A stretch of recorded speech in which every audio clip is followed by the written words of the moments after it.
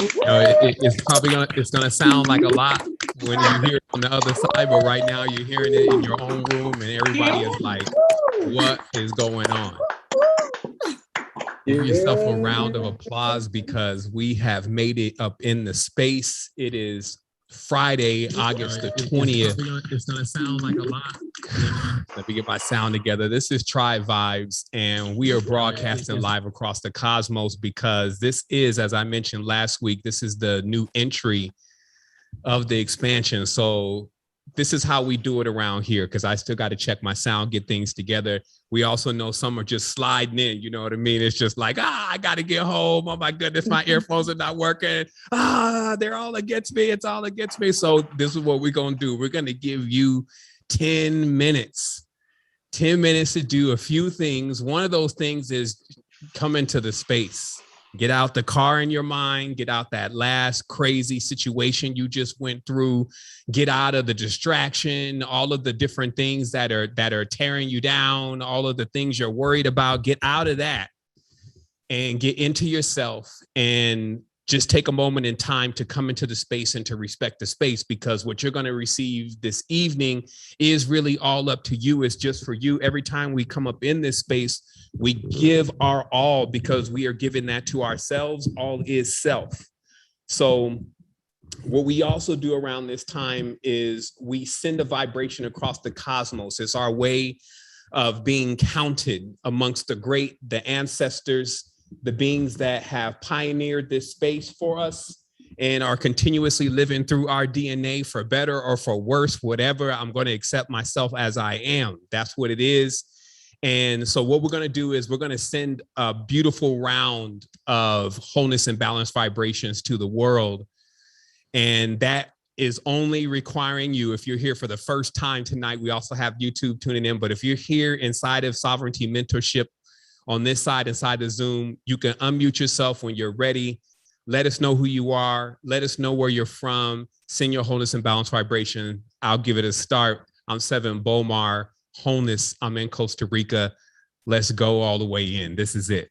Wholeness, brother Seven. This is your friend Sean from Los Angeles. We about to catch this build. Let's get it. Wholeness.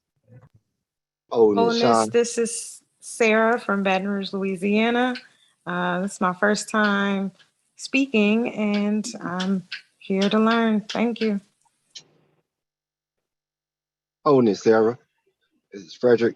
I'm in upstate New York tonight. Wholeness, Tribe. Wholeness, Frederick. This is Adam. I'm from Lake Bluff, Illinois.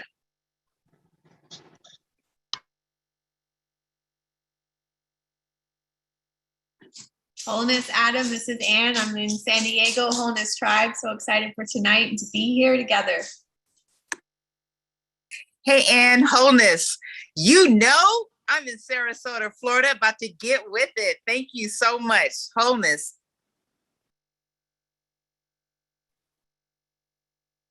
Wholeness.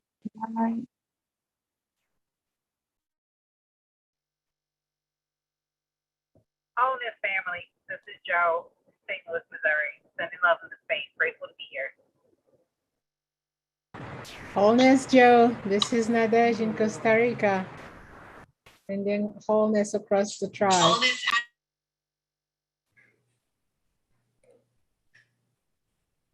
Wholeness, Nadej. This is Sequinda tapping in from Oklahoma. Wholeness, fam.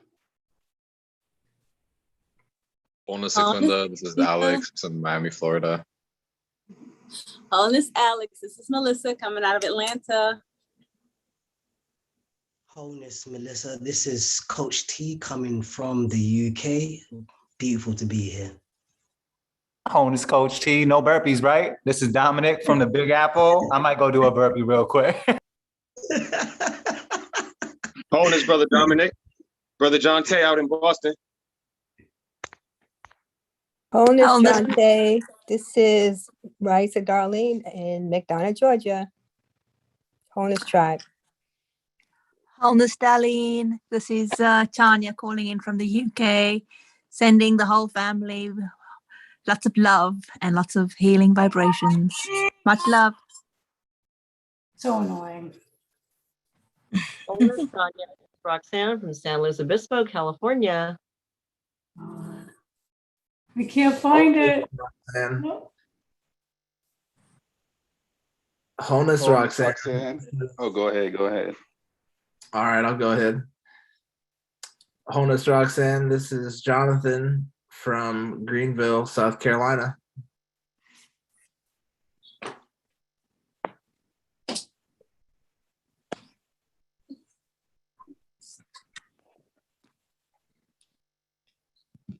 Wholeness, Jonathan. This is Michelle from Ohio tonight. Wholeness to tribe and balanced vibrations. Wholeness, Michelle. This is Jody from the Gold Coast, Australia. Much love, everyone. Wholeness, this is Jody. Wholeness, this is Jody. This is Billy in Miami. There's two different sides of the brat. The brat is the entertainer that we Wholeness, all know. Billy, Miami. Wholeness family. This is Jeremy from Stone Mountain. It's a great night. Wholeness, Jeremy. Jeremy. This is Leo David from Southern Oregon, sending love, vibrations to the entire tribe. Wholeness, Leo David. This is Aziza, sending wholeness and balanced vibrations to the tribe. Wholeness, Aziz. Go right ahead. Go right ahead. Wholeness, Aziza. This is Tim Lee calling in from Chicago, Illinois, sending wholeness and balanced vibrations to the tribe. Wholeness, Tim. I realize I said go right ahead. Go balanced ahead. Because, you know, when balance calls, we pick up. This is Destin, Port Jervis. I love you all. We made it. And we continue to make it. Yes. Wholeness, yes. Destin. Patricia holding it down in Jacksonville, Florida. Wholeness, Patricia. This is Tiki from Bradenton, Florida.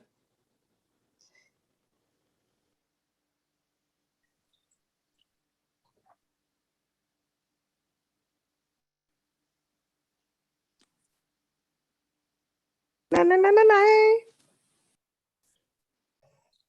You feel that? Hi, Wholeness Tiki. This is Jaguar Trace, sending so much love and wholeness and balanced vibrations to all of you. So blessed to be here with you guys. And yes, we are making it through. Woo! Wholeness Child. This is Slam from Nashville. Wholeness and balance. Wholeness, bless. Andrew from Florida, saying good night. Well, not good night, but wholeness, everybody. Wholeness, Andre. This is Cassandra from Aurora, Colorado. Wholeness tribe. Wholeness, Cassandra. This is Soraya in Scotland. Love your family.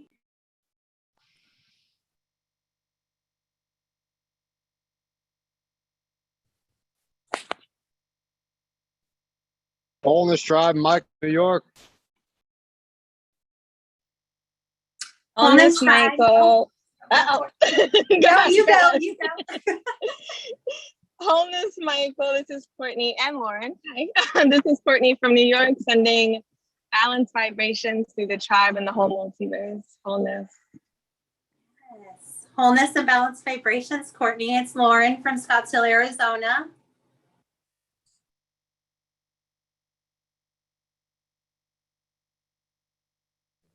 Captain, I believe everyone is boarding the ship now. Just letting you know, everyone is boarding the ship now. We are ready to go soon. Roger that. Wholeness, Lauren. This is Andrew from Springfield, Missouri, getting ready to lift off with these raised vibrations. No way. I'm from Springfield, Missouri. Awesome. Wholeness tribe is Lisandra from Tampa, Florida. Wholeness, Lisandra. This is Adam from Canada. Nice.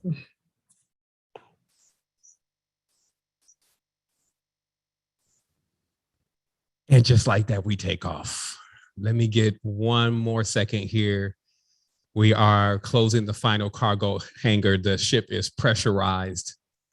We already got stage 1 going and we are ready for liftoff up in this thing. Hold on, let me check my volumes. Let me check my mutes. Let me check everything because listen, you know, I'm not trying to keep you here all night. What I'm going to do is I'm just going to give you this massive, great news about our existence and what we can do in order to activate sovereignty in our lives. Before I do that, though, we have a thing that we do. And it's just important for us because we recognize that this is a very special time. We're not taking this for granted. We know that you see all these beautiful faces from all around the world. To be able to get us together in unity on one accord and really, really going in on this, and which is ourselves, and coming into this expansion is the impossible. So we've accomplished the impossible. And because of that, we've activated this perpetual energy. And what this perpetual energy allows us to do is it allows us to, anytime we feel like that we're in the corner on this, we're by ourselves, we're not feeling great, we need that boost, this is the space that you should remember. We call it touching and agreeing. Now, if this is your first time here, touching and connecting, then great, because it's an opportunity for you to utilize a universal symbol that our ancestors gave to us of everlasting life, the awareness that even though these are physical bodies, they are a perfect fit for the supreme. And in that, we have a connection with our ancestors and this truly, truly divine nature. And I say that again for all of the balance that exists here that we must learn in this university, that this school of contrast, how we're learning things is at hand. And right now, what we're saying is that we're acknowledging as a collective that we're here, we're now, and we're on point with receiving what it is that we need to receive to keep expanding, to take on our rights of sovereignty. Also, this is not the only space that we've opened. There are several of these, and we will continue to mark them through infinity, so that way anything that comes in the future that needs our assistance can find it. We are the tow truck on the astral plane. And this evening, we're gonna really, really be digging deep.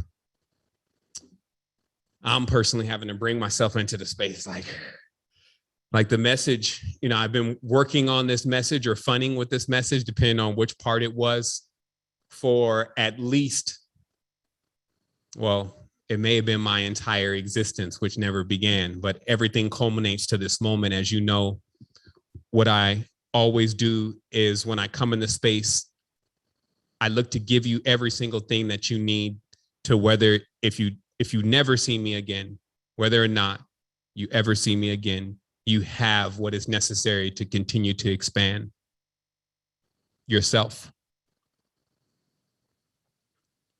We have a saying that all is self.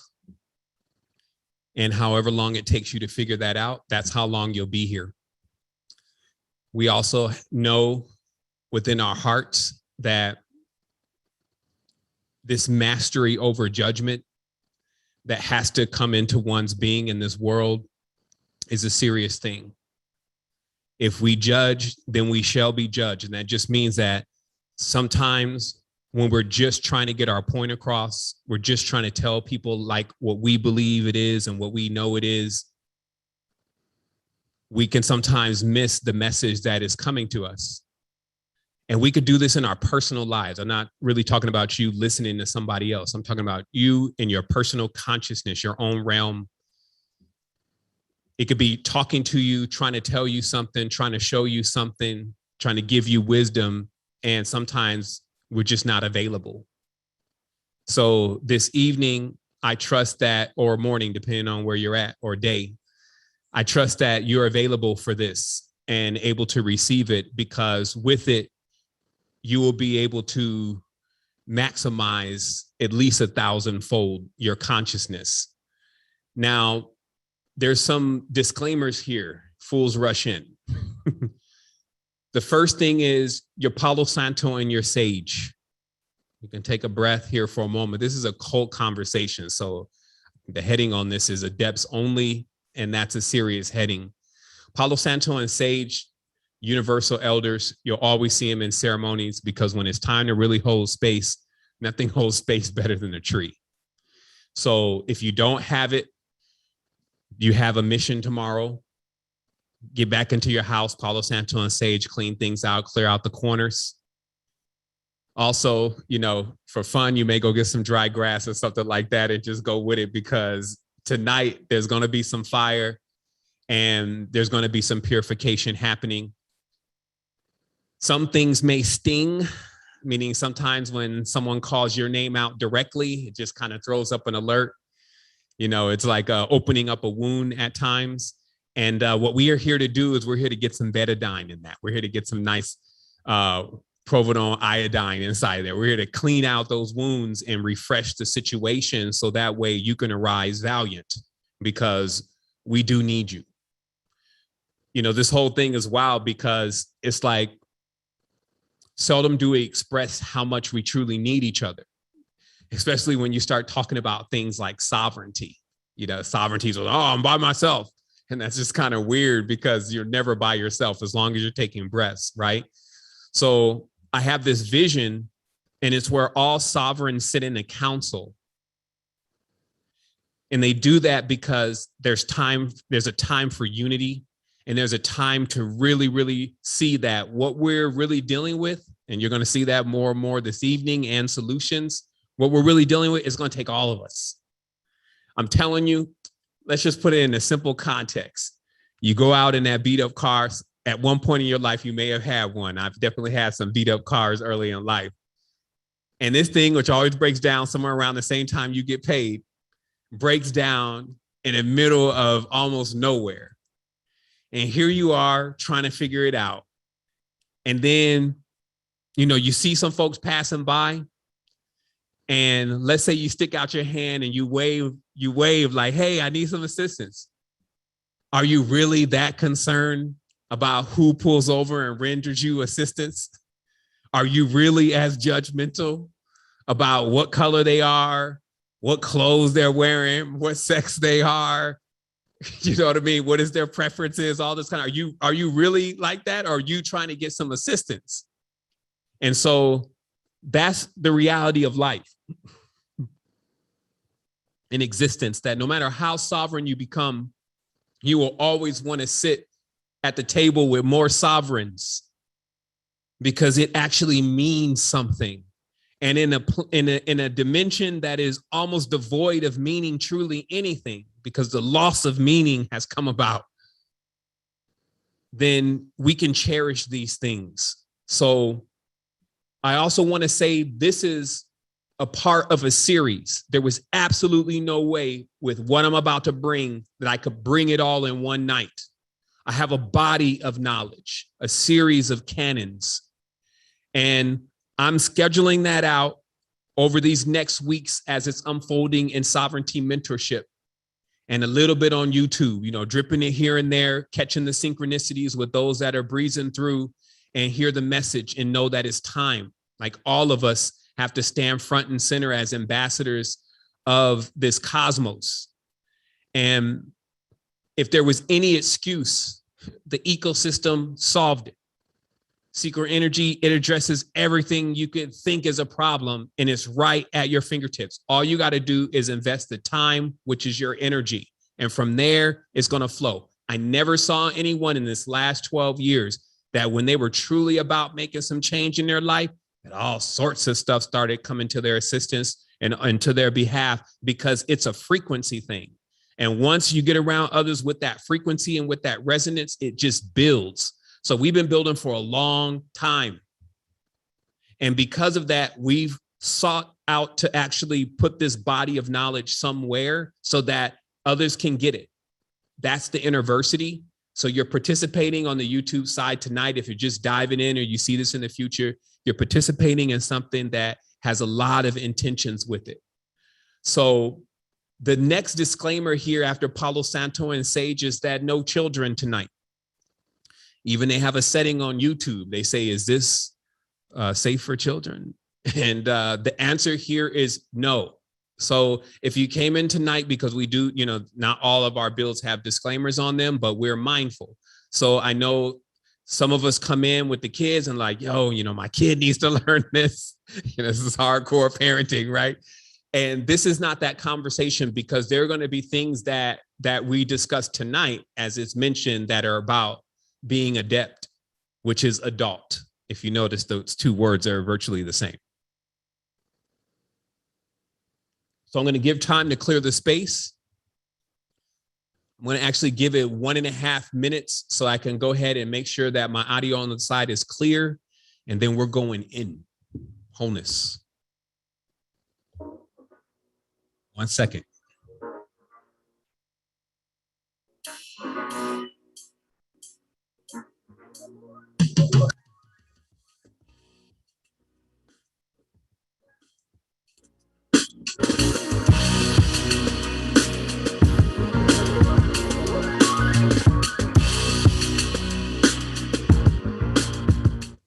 All right, that's what we got. All systems go. All right, so I'm just gonna I'm gonna chill right here, just in this cockpit, because normally I'll be up here. Y'all know me. I'm like up here, but I have a feeling that I need to ride out tonight and, you know, bring this across again as smoothly as possible, because the implementation of this level of awareness of what sovereignty truly is, it's the final frontier of this entire projection.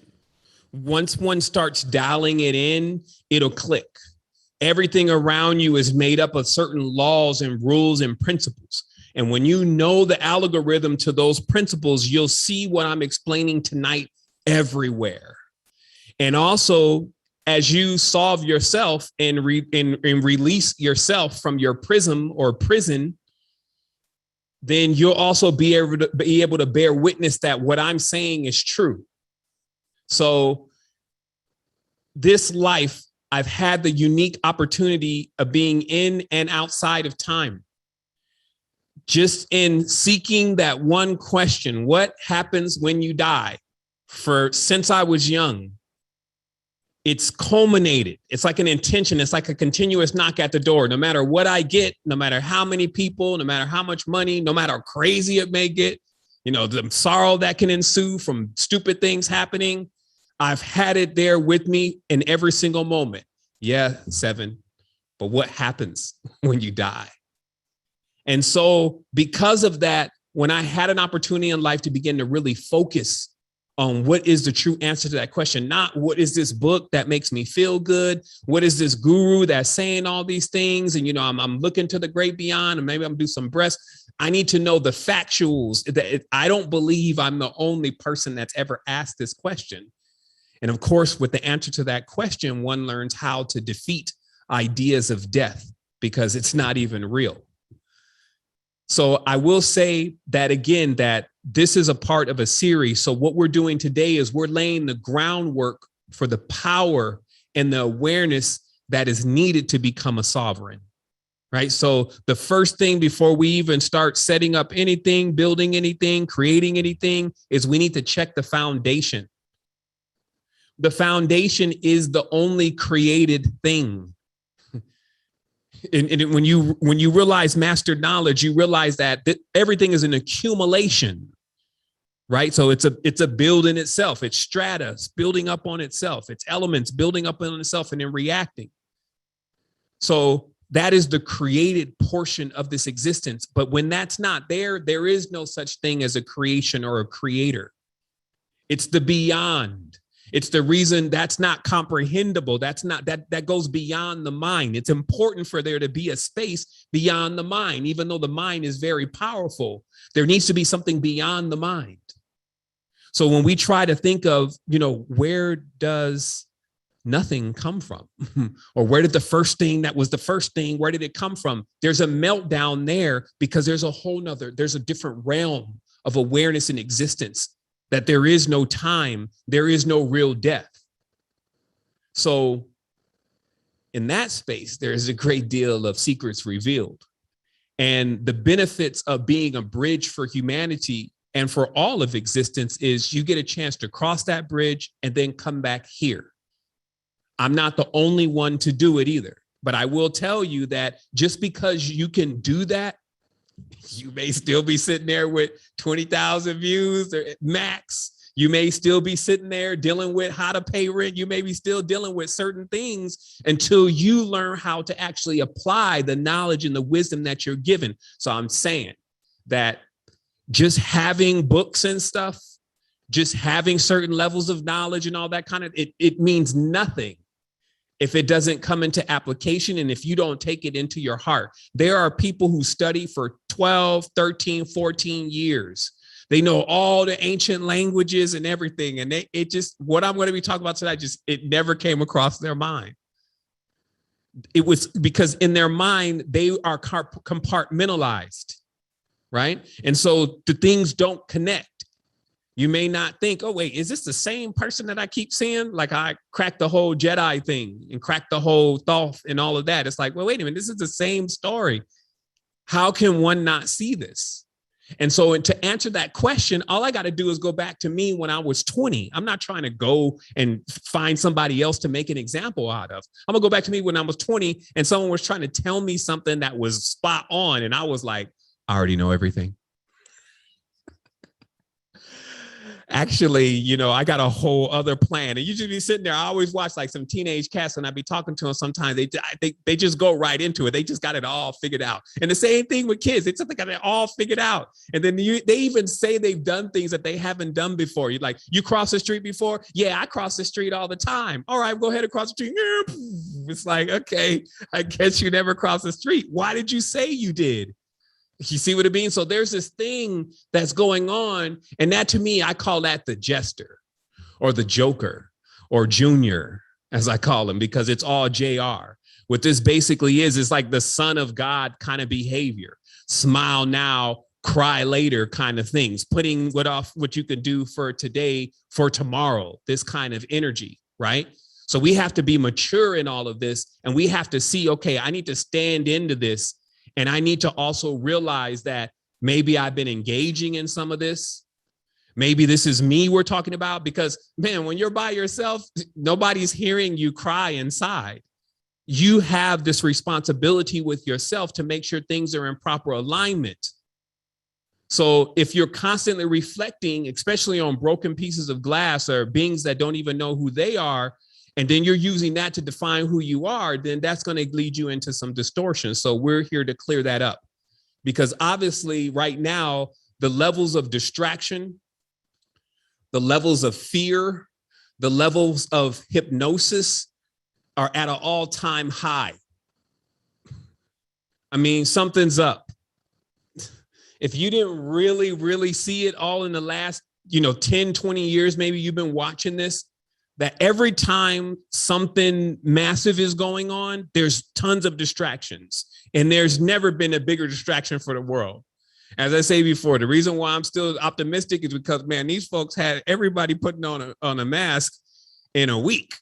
So that, around the world. So this means that when we want to implement the great news to everybody, it probably can be done in a week. That's what that means to me, right? So that you have to be able to realize that, when things come down from on high, if you may, then folks get into alignment and there's less of that mouth. Like I say, oh, we're going to get that mouth. Meaning that sometimes you could be like this phone. I used to call them phone bangers. They get on the phone and they just tough monsters, destroyers. But you see them in person, itty bitty living space. There's just nothing there. So there's this cockiness that humanity has. And it's predominantly because of the abuse that goes on at times inside of the household and the feeling that one is almost nothing or devalued. Even like when a parent may say to the child, I wish I never had you. Where you could see that, the mom will even say, I don't want to have any more kids. So the child's thinking, wow, I'm lucky I got in here. So all of that debasement, it equals something. So this is what we're here to deal with. We're not here to ignore it. So this is why today also, I cannot really come at this from a good or bad level.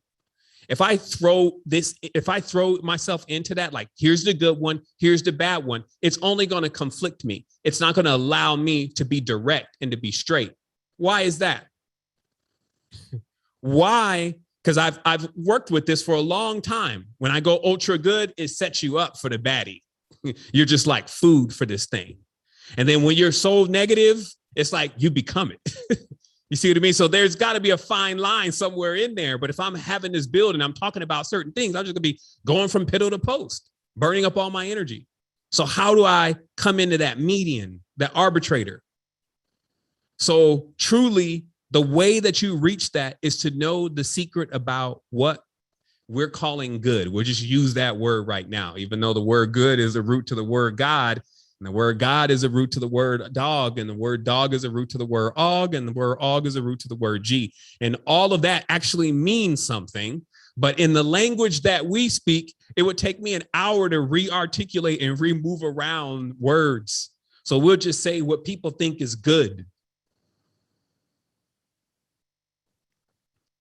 Let's say supreme, the greatest, the highest, is not equal to evil and distortion. I'm gonna show you how to balance out your weights, because see, people are like, well, good is ultimately going to overcome evil. Do you even think that this thing you're calling good is even on the same level as evil? Evil is nothing compared to the supreme. Nothing. It's not like a tug of war. How do you know this? How do you know that, though? I'm going to tell you. If the supreme didn't always and continuously triumph, there would be no existence. Because if you leave it up to the distortion, right? If you leave it up to the diabolical, the evil, if you leave it up to them, there would be nothing. Things wouldn't exist. So what I'm saying is that time, everything would stop. It would be almost like we never even were around or came or ever were or was. You see what I mean? So this is not about whether or not the supreme can triumph over evil. This is way bigger than that. That's like a little kid saying, my dad can beat your dad. There are lessons being taught here. There's development or complex DNA being taught here. There are ecosystems that stretch across the cosmos. There are stars that have gone through billions of years of metamorphosis and are still climbing out of the goo while hanging out with things that actually are so advanced, they forgot everything. The ultimate switch. It's like, let's forget it all. All of our power? Yeah. You in? This is like when somebody convinced you to jump out of a plane or something. Like, you in? I'll be like, yeah, let's go. You know what I mean? It's like, okay. I don't know how them Red Bull guys do it. I must be a lord of the earth or something, because damn, maybe I should work with the ocean and going deeper into the ocean. I was like, man, jumping out of a plane is intense. So there's all types here. But again, good is not anywhere near in balance with evil, unless you know good as a true definition. But the supreme is, we cannot try to put these two on the same level. And that's how you'll come into balance in yourself. That's how you'll find that line, right? And then when you're, well, not even right. See, because a right is a ritual. And so if I'm talking about balance, and then the good one is right, what about the left? You see what I mean? So there's this coded thing going on inside the language that reinforces itself. And all throughout this sovereign series, it's going to be from the basics of etymology all the way building up to the magnificent tones and vibrations that move and shake even the firmament itself in your consciousness. When you're looking for external phenomena, if you didn't see no internal phenomena first, the last thing you want to see is some type of external phenomena. If you haven't built yourself up to be able to actually receive and perceive what you really are, just run from it. Right? So there's a process here. That's why there's layers to this. This is 12 years, not overnight. This is thousands of books. I forgot about more books than most people have read. Come back to the book again, read a totally different story and be like, well, that's interesting. Who was that person reading that then? Truly, knowledge and wisdom is accumulative. So this is a refresher again to what's been going on in the astral plane and in the world that's verifiable, so we can realize where we're at exactly, because the only way for us to get far in existence is to not keep staying in these circles, doing the same thing over and over and over again, repeating yourself. The psycho, going nuts in this. Every time there's a new person to pick on, everybody is right there, just drinking all of that. And so now this is what we really should be doing. So you got your disclaimer. I trust that the kids are out of the room, and here we go. So the first thing that I want to do is I want to state the intentions of sovereignty. There was a prelude to this. So we're just going to make sure that we go through this one more again, because everything will be in alignment. So we're going to give the definition, so that way there's not other definitions that are coming to mind, like fabricated definitions somebody else created, right? So here it is. And I'm going to put myself up on the screen so that way I can be up on the screen, but you'll hear me read it. And it says Canon 5460. This is from the Canons of Sovereignty. I will source all of these works once the work is complete, because I've had to pull from multiple volumes. A quick second here. So that's good enough. The word sovereign is derived from the combination of two ancient Latin words, sover, meaning a savior, and regno, meaning to rule, to reign, to be supreme lord. Hence, a sovereign literally means, by its original etymology, to rule and to reign as a savior. So very clearly, this is sovereignty. Now, there's other titles, like a king is not a sovereign. A king is a king. A sovereign is a higher level than a king. So for a king to become a sovereign, they have to actually give up their kingship to go into a level of sovereignty. So it's a specific title, and it relates to a specific type of being, one who knows how to do specific things. So when they keep saying all around the internet, sovereignty, we need to become sovereign, I think everybody needs to step back for one moment and look at the word and realize if what you're trying to become, and then determine if that's what you really want to do. Now, for me, I'm going for sovereignty all the way, self-substantiation. So to rule and to reign as a savior in my own life. Okay, now this is the big check, the big smackdown that has to happen right away, is that when we say stuff like this, folks automatically are ready to put on their armor and get their swords and shields and all this stuff together and get ready to go into this war so they can rule and reign over everything. And this is the worst way. That's the true battlefield. You'll lose to yourself. What a horrible loss. So the first point in all of this is to accomplish this within yourself before you can ever expect to do this for any others externally, or to lead them to the vibration that is around this, because this is not like one of your play, like a Lego. You're going to get your Lego certification today. You're going to get your 12th Reiki class certificate here today.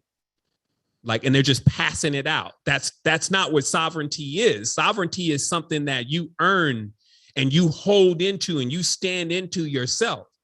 So Canon 5461, by the very definition and the meaning of sovereign, any man or woman appointed to such high office by sacred oath is obligated to three ancient and primary tasks, being protect the realm, protect the law, protect the people. So to protect and defend the realm is the first obligation of the sovereign as a legally defined entity, defined territory, possessing its own personality and rights. So this is why we're specifically talking about you, because you have your own personality, your own rights, and your own customs. Generally, the land that you live in, though, theirs is a bit more generic. Meaning that you're running things in your house generally by your customs. But when you step outside into the public, there's a whole different custom going on there. There's a whole different personality. There's oftentimes a different set of rights. You may do things in your house that if you did them outside, maybe they would even be illegal. So you have a different set of rights. So it should be very clear that we're talking about obtaining sovereignty internally to then see the replica externally. That is, may your will be done. You're talking to yourself, as above, so below, as in heaven, as on earth. So let everything that is happening inside of me now start to project or tesseract into this reality and become that same way, because that's what's happening anyway, right? It's just we have less control over the wheel of how to move that around. But a sovereign has complete control of the wheel of their vessel. Okay, now this is the vessel, and the place that you're staying or residing in, that is your realm, right? So your room could just be the boundaries of your own realm. And even if that was the case, there's certain things you're supposed to do in your realm to claim your realm. Because really, you know, like, where are we really? You know, the only thing that's telling us where we are is certain measurements and things. That's what we're going to talk about later on. So where are we really? So in hyperdimensional space, can we have a space that is our realm? Absolutely. But you have to do certain things to claim that space. Okay. So as we keep going here, it says, to protect and to defend the realm is the first obligation of the sovereign as a legally defined entity, defined territory, possessing its own personalities and rights. And to protect and defend the law of the realm is the second obligation of the sovereign to ensure rule of law, justice and equality prevail. To protect and defend and educate the people, the subjects of the realm, is the third sacred obligation of the sovereign. Now, there's a lot in the mindset right now that says, you know what, this is the end for the whole servant slave thing and the whole follower thing. And I feel the same way. I'm with you. I encourage everybody to do that same thing. But does that mean that's what the rules that everybody is going to follow? Do your children not need mentors or parents? So there's, again, levels to this. There are people who follow, there are people who serve, and there are people who are the leaders. There are people who are rulers. There are other powers, and they stake claim on those spaces. So finally, Canon 5462, to hide the origin of the word sovereign as coming from the Franks, Old French for the sacred law, the Latin word sover means one who rescues or protects another from harm. It was corrupted to soter, one who rescues and protects another from harm. Why? See, because in ancient times, the sovereign was the strongest person in the tribe. Now, you may not be physically stronger, but you may have strong magic. You see what I mean? You may be old, but let him mess with you. So the sovereign still means that you have to still have the ability to protect. It's like the same thing with the parent and the child. The real parents have to have the ability to protect their children. Right? So on a grander scale, the sovereign takes on that ability to protect because they're well armored. They themselves have unlocked certain things, which we're going to talk about as we go into this conversation, certain powers. And the reality is, if there's going to be a continuous conflict, even in the wisdom, meaning that if we're not going to be able to go to the ancient knowledge and see what they said about what the ancients were doing, rather than just trying to judge that particular ancient being, then we're never going to know where those powers are specifically and what are those powers. So it's like, to know your power is a big key to this because it's a level of awareness. But oftentimes, because we don't have such great examples of use of power these days, it's taking a long time for us to get a few beings that have enough resources and awareness to make something shake, to really do something. Now it's like, there's always an excuse. That's the whole trick with money. It's like you get a lot of it and you just need a lot more. And it's like, well, I can't. Then the pandemic happens. Like, man, I was going to donate 500,000 to the Boys and Girls Club. And now I ain't going to do it because I got to save this for the next 20,000 generations. And it's like, well, wait a minute. Technically, there is going to be no more generations if you don't actually come into the space and do what you have been put in charge to do. right? So again, sovereignty is on the win now. And the next thing that I need to elaborate on very briefly is just this. Okay. And again, I'm going to read this. I'm going to stay on the screen. I thought about, I'm going to do this one, not on the screen, but I'm on the screen. I'm going to open the slide here. So this is 6 millennium BCE. Okay. So this is not the beginning of the world, and it's definitely not the end, because they don't exist. It's just a point in time where someone is taking account and actually attempting to adhere the ancient laws, basically recount the ancient laws. So you have a variety of cultures who've done this. The Dogon did this. It's interesting that they mention ancient Irish, because even if you type in ancient Irish Egyptian queen inside of Google, you'll find that many of the ancient Egyptian queens went to Ireland and developed in Ireland after a situation that went on in Lower Egypt in this case. Okay, so it says Aquilian is a 6 millennial BCE ancient Irish title defining the recognized divine priest, king, and ruler of an entire nation, a civilization, or the known world. It is the oldest and most historically significant sovereign title in civilized history. The title Coelian is formed from 3 ancient Irish words, Quel meaning corner or forest, Leah meaning stone or physical healer, and Ian meaning spirit or divine. Hence, the literal etymological meanings of the title of Coelium are the divine cornerstone, a divine foundation stone, the historic and ancient belief of the European, Eastern, and Middle Eastern cultures that a bloodline represented the foundation stone and the bridge between the divine realm and the temporal realm, and the divine spirit healer of the forest in reference to exceptional and ancient powers of healing, knowledge of therapeutic remedies. Okay, so very simply, what we're saying is that a sovereign, in this term called Aquilian, is to, 1, understand what is the secret of the corner of the forest. Now, right away, we could be lost, because what is that? So I'm just going to fast forward this for you real quick, and I'm going to explain to you what this is about. The corner of the forest, also known as the stone physician or healer, is the awareness of a certain level of knowledge that a kahin, which is the same term here, came into about when you die, that if your spirit was large, that you could fill an entire forest.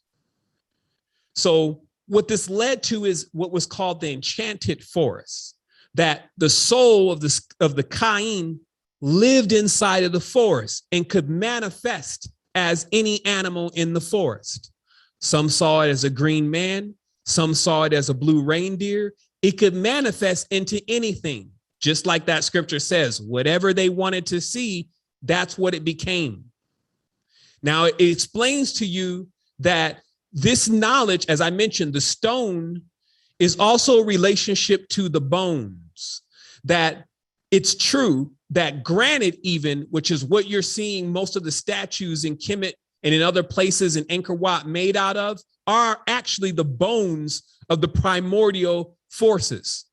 They're still here, but everything is separated in time. In one place, they are in complete ruins. And that's generally the frequency of the place. And in other places, it's still in its prime and at its peak. So the stone and physician or healer knows about the spiritual aspects of those things, and then knows that with that awareness, you become a bridge between what would be seen as the spiritual world, right? The energetic planes. It's like an Ayurvedist is able to eat a small piece of the leaf and then feel where that's actually going in their body. and then able to write out remedies. This is what it does to the heart. An Ayurvedist can even drink poison at certain levels to realize what is the level of healing and what is the level of toxification. So this is a certain level of awareness. So as we continue, I know many are thinking even shamans, knowing the knowledge of healing, therapeutic remedies, because right away you end up getting to some gateway, which are what you're calling plants, right? But are really entities that are also themselves bridges, sovereigns alive in the forest. Okay. Also, there's a specific reference to the corner or forest. It didn't say the corner of the forest. I think that was my error earlier. It's the corner or forest. Why is the corner important? Because for there to be a forest, there needs to be a realm that can host a forest. So sometimes you would think of that as, at this point, as the flower of life. It's called the oob. It looks like a Y. That's the replicating shape. It looks like a Y, which is symbolic also to the question that you will continue to ask yourself as you're spinning into these circles. Why? Why did this happen? What happened here? Why? So at the corner of the wall, as you look in the corner, you'll see there's a Y there, because that's literally the connecting point to all dimensions and all realms. That's what it looks like. So there's a reference here to, once you understand the cornerstone, and while that's the basic building block or fundamental to a dimension, at that point, you would be able to bridge yourself between the dimensions. Okay, so that's like fourth dimensional play. Okay, so we should be very clear here. I've said nothing complex. So there's also another reference here that we need to take a look at as we move on. And it says here in this sentence, just here, civilization or the known world. It is the oldest and most historically significant sovereign title in civilized history. So that begs a reverse engineer the question, is there an uncivilized history? Yes. Let us take a look. I'm just going to read you an excerpt here from the book, The Lost Book of King Og, Last Wills and Testaments of the Rephaim, which the humans are calling the giants. And while they look like us when they phase into that frequency, their visage is more of that of a viper or a reptile, because that is the bloodline that they are really from.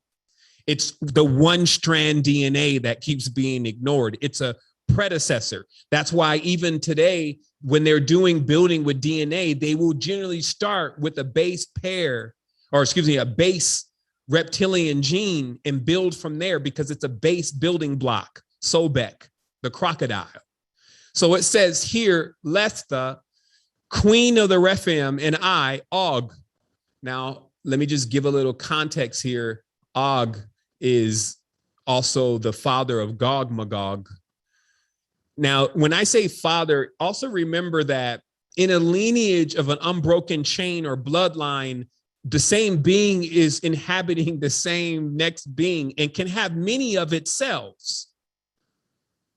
So there could actually be 5 7 Bomars, 10 Dominics, 20 Lawrence. If the will and the strength of that soul sojourns, like basically if you triumph, if you continue, if you're not blotted out. So, and that's also your progeny, right? So these kids that the ancients were having, including us, still were very connected in so much of a way that to be connected, as you're going to see here, meant that it was like a free-flowing space. So to be connected meant that you were connected with outside of time, connected with where there was no death. So it says, lest the queen of the Rephaim and I, Og, were bred from the spoils of a Rephaim procreation harvest, born of worship to Baal of the moon, born in the temple and reared in the high places. I, Og, trained in both the priesthood of Baal and with the chaser and the driver war arts. Lesta became a sorceress before Baal of the moon and a transcriber of words. Before the 100,000 giant war, before the confused circumcision, and before the unspoken mistake, there was a time of lush success. Baal of the earth caused the waters to flow for the crops to flourish in all of the great land at the time. The great land was alive. The colors, sounds, and connections of being in the land were bright and different. The feed animals were sleek and fat. The herds of the lizard, the elephant, the rhinoceros prospered. Wine flowed. Fruits, nuts, honeys were plentiful. Peace ruled all lands. There were no smaller selves. Those are humans. In that time, the seasons of Baal of the earth multiplied the nations of the Rephaim. Okay, let me just give you the backstory on this and just get you caught up to speed that we're not the first ones here. All of that megalithic stuff that we're seeing was built by beings of greater stature, even in size and in strength, and most importantly, the ability to connect. Notice that is mentioned here. See, to connect is to be entwined with the elements, the four elements that build all things. Because then if you wanted to melt stones, if you wanted to carve them and shape them like what your mind is projecting, oh, that's easy because you're connected to everything. So any animals or beasts or great beasts, also even Leviathan, the elder gods, etc., anything that you wanted to plug in or to connect to, it all depended on if you had the ability to connect and if you were trained to connect. And what we're looking at is a whole other time where the training to connect was a part of the priesthood of Baal. So they trained them how to connect. They also trained them in war, the chaser and the driver. So to break it down and to build it back up very clearly, it's saying very specifically that there were giants and that in those times, the herds of the lizard, the elephant, and the rhinoceros, why? Why those prospered? And it's because that is the root DNA to Ogs. The rhinoceros, the larger beings, they say elephant. That's why elephant begins with L. The larger life forms are still in that lineage and that DNA connection with the Rephaim. Okay.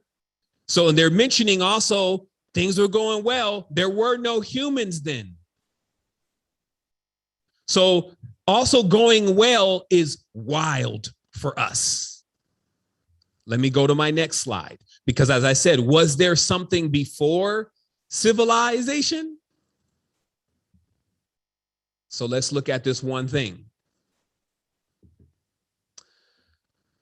Og found, let me pull up my slide here. Og found a large colony. Now this is further into the book, okay? After what is called the smaller cells or the proto-human, or excuse me, not the proto-human, but the smaller cells, I guess you would say that is the human that was created next, which was also created even as an energetic supply. So the first humans, if you may, or proto-humans were wild, ruling over the land, even in war, in competition. As I mentioned before, when reptiles is a warrior class. So whoever is the strongest is going to be the leader. And then there's all of these cultures or rituals or rites around those leaders. And this stuff is still bleeding into the world today. But we're not seeing, well, we are seeing it if you know what you're looking at, but we're not seeing it and engaged in it so much as the ancestors, if you may, were. Because here's the thing that has to happen with everybody, whether they want to do it or not. It's math or ma'at, that there is no way that we could be talking to somebody or about somebody that is not eventually in the family. That's where all the contention comes in. And that's the whole breaking point for everyone. I've struggled with this even myself. And after getting through it, I realized, shoot, most of that stuff is just going on in your mind. You haven't even really learned the real lessons yet and gained the wisdom and knowledge because you're still stuck judging. When I told you, it's very simple. Look at this pyramid. Everything goes back to the same source. So unless you're going to fix the source and figure out what's going on, you're always going to be dealing with the same thing. And that's just what it is to be a parent. I don't care if you're the original. That means you're responsible for everything then. We were looking for someone to pin this on. What we're talking about is the mutual responsibility, especially when we see other members of our tribe, the beloved, actually still experiencing the mental, physical, dinonucleic, the DNA damage of what certain tribes went through in history. Now, Og, the king of Bashan, was not the only tribal leader in the universe, but is very entwined in the future of humanity. You see what I mean? And certain nations and races of people who have now also commingled with others. So now it's a huge melting pot. It's going to be no separating now. What you have to do is you have to purify and you have to refine. And the only way we're going to be able to do that is to get it out already, right? And then that way, when it's all out in front of us, that's why I said, for me personally in my life, everything expanded when I just took it all out. All of these gods, all these beliefs, all these notions, everything that I thought I know, take it all out, put it all outside. We're going to do some spring cleaning. Let me get everything cleaned up now. And then we're going to start bringing stuff back in one by one. And before we bring it in, we're going to test it. We're going to put it through our own customs. We're going to see if it abides by these certain laws and these certain rules that we've set up for ourselves as lords and masters of our own life. Okay? So it's explaining, as you've probably read, as it goes on, smaller selves are created more as an energetic supply of food for some.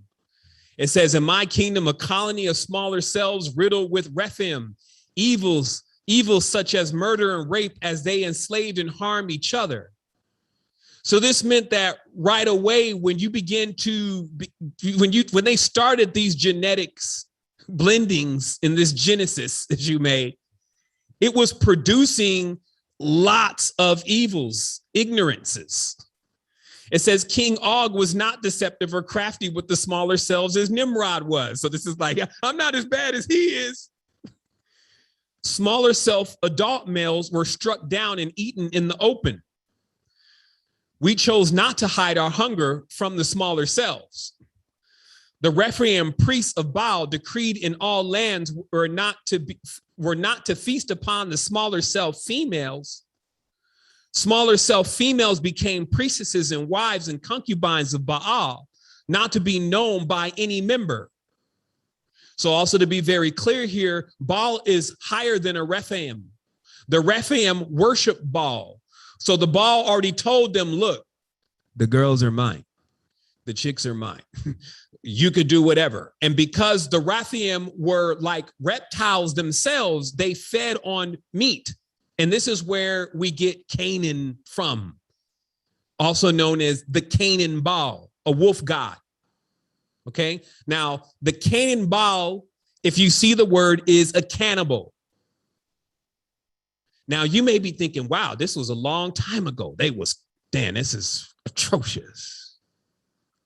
I can't even believe this. Take a moment. Man, you mean that there were people eating people? Nah, man.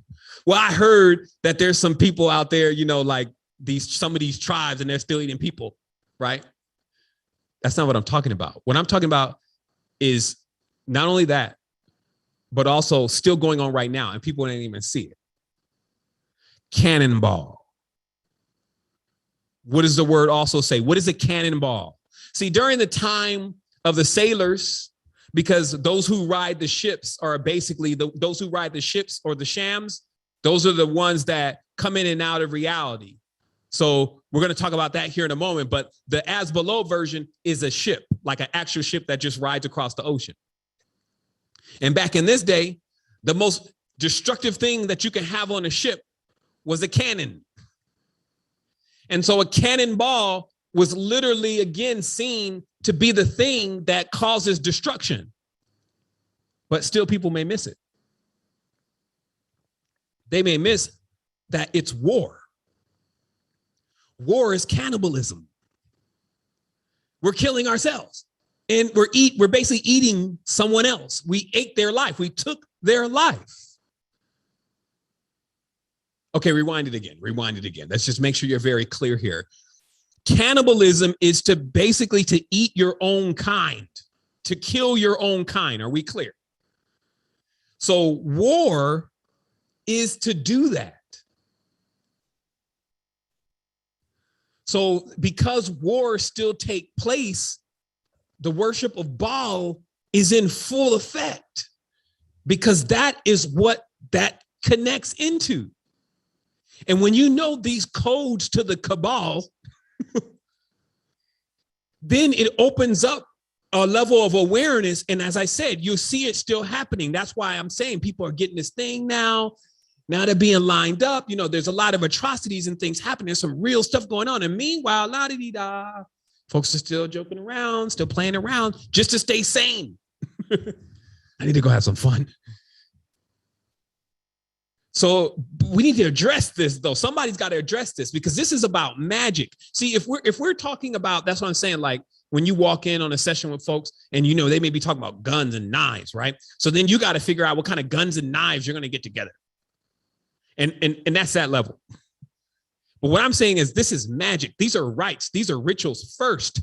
So if you address it there, you're not going to go fighting wars with Gog Magog and Brute and Brutus, the lords of Britain, and all the rest of the big giants. We would have to go over their heads. That's why this is about getting beyond God, getting beyond Og, going over their heads, if you may. Being sovereigns, because sovereigns are higher than gods. Sovereigns are higher than kings. But those realms exist, and those realms are constantly trying to drag people into that space through certain kind of laws, rituals, pacts, oaths, agreements. And I'm going to show you how this works, and I'm going to show you how to absolve yourself from it tonight. You know, somebody's like, well, you know, let me go and file some paperwork. That could be your as below version. But what I'm talking about first is what's on high and how to take control of that now, tonight, not waiting for any tomorrow or any of that. So as we keep going here, we've now seen that the Rephaim are in the world, and they are rapiers. Literally, they are raptors, right? This is why rap can be so destructive. Anybody who's bringing out balanced music is not a rapper. That's not the term for you. A rapper is a raper. It comes from a rapier, and it's because the army of the Netherworld, one of the levels of that army was a whole host of rapiers, raptors. And those energies are still used to cause destruction. It's the same thing. But this is the priest of Baal. So just as it said, what did it say, Leshta, who was actually the last Rephaim queen on earth? Because they came from another system. So there wasn't that many females. I was talking to somebody the other day about that. I was like, listen, there was like one chick. So let's just look at this very briefly and see that as a sorceress before Baal of the moon, because remember, Baal is in this case the moon. Baal is Thoth. Once you see how all this goes, you'll realize, okay, wow, how did I miss that? So even when you see this whole lunar worship, and then you know it's connected also even with the woman's cycle, her period, because there was an injury there. That is a part of the covenant. It was a rape or a rapier. It broke the pleroma, the universal envelope. It violated. So as you see, as a sorceress, it says before Baal the moon and a transcriber of words. So they're very clear here. There was something that Leshta, the Rephaim queen, needed to understand about words and to be able to interpret words, which are symbols from the kingdom of Baal in the moon, which holds the seed of Adam, meaning all of the memories. The moon is the Kabul. It grows dark with the sins of the world. It's not that cube sitting out there that they didn't cut over there. This God is a wailing God. So anything, meaning that people cry to this God. They cry to be helped and cry to not be slaved by these gods. So wherever the navel of it would be near something that they're crying on. Where would that be? The wailing wall. That's why I showed you the other day, when you see these Orthodox priests in there and they all dressed in black and they're singing these Hebraic vibrations. If it was something that was beautiful and going to help us all, you would see that. You're not a dummy. But instead, it brings a lot of hatred. It brings a lot of evil. It brings a lot of segmenting, a chosen, a separate, and really the seat of a lot of the destruction is going on in that country. So what are they evoking? What are they calling upon? Are they wasting their time? Are they even the kind of people to do that? You see what I mean? So it's just like, it's an assessment. And then when you're making your assessments, you're just like, you're collecting people's exhibit A, people's exhibit B. I want like people's exhibit number 5,639 at this stage of all of these different elements and relics of history and herstory that all are saying a story. And so I'm here today. It's like, okay, let's just put the story together here.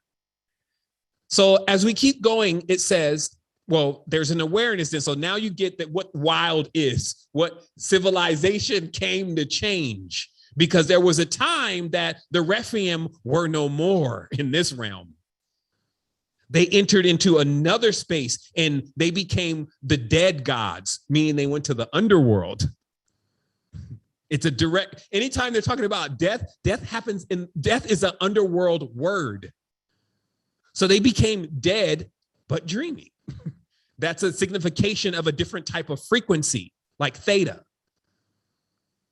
So from the physical world, no more, because even their scale here, see, we're not talking about like even just human women having trouble dealing with giants.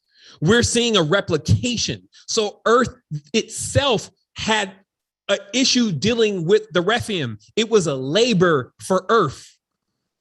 That's why even symbolically, as we'll keep going in this series, you'll see that Leshta birthed the moon child and died in the process. And that's what Aleister Crowley and all of them, they try to rebring the moon child. That comes from somewhere.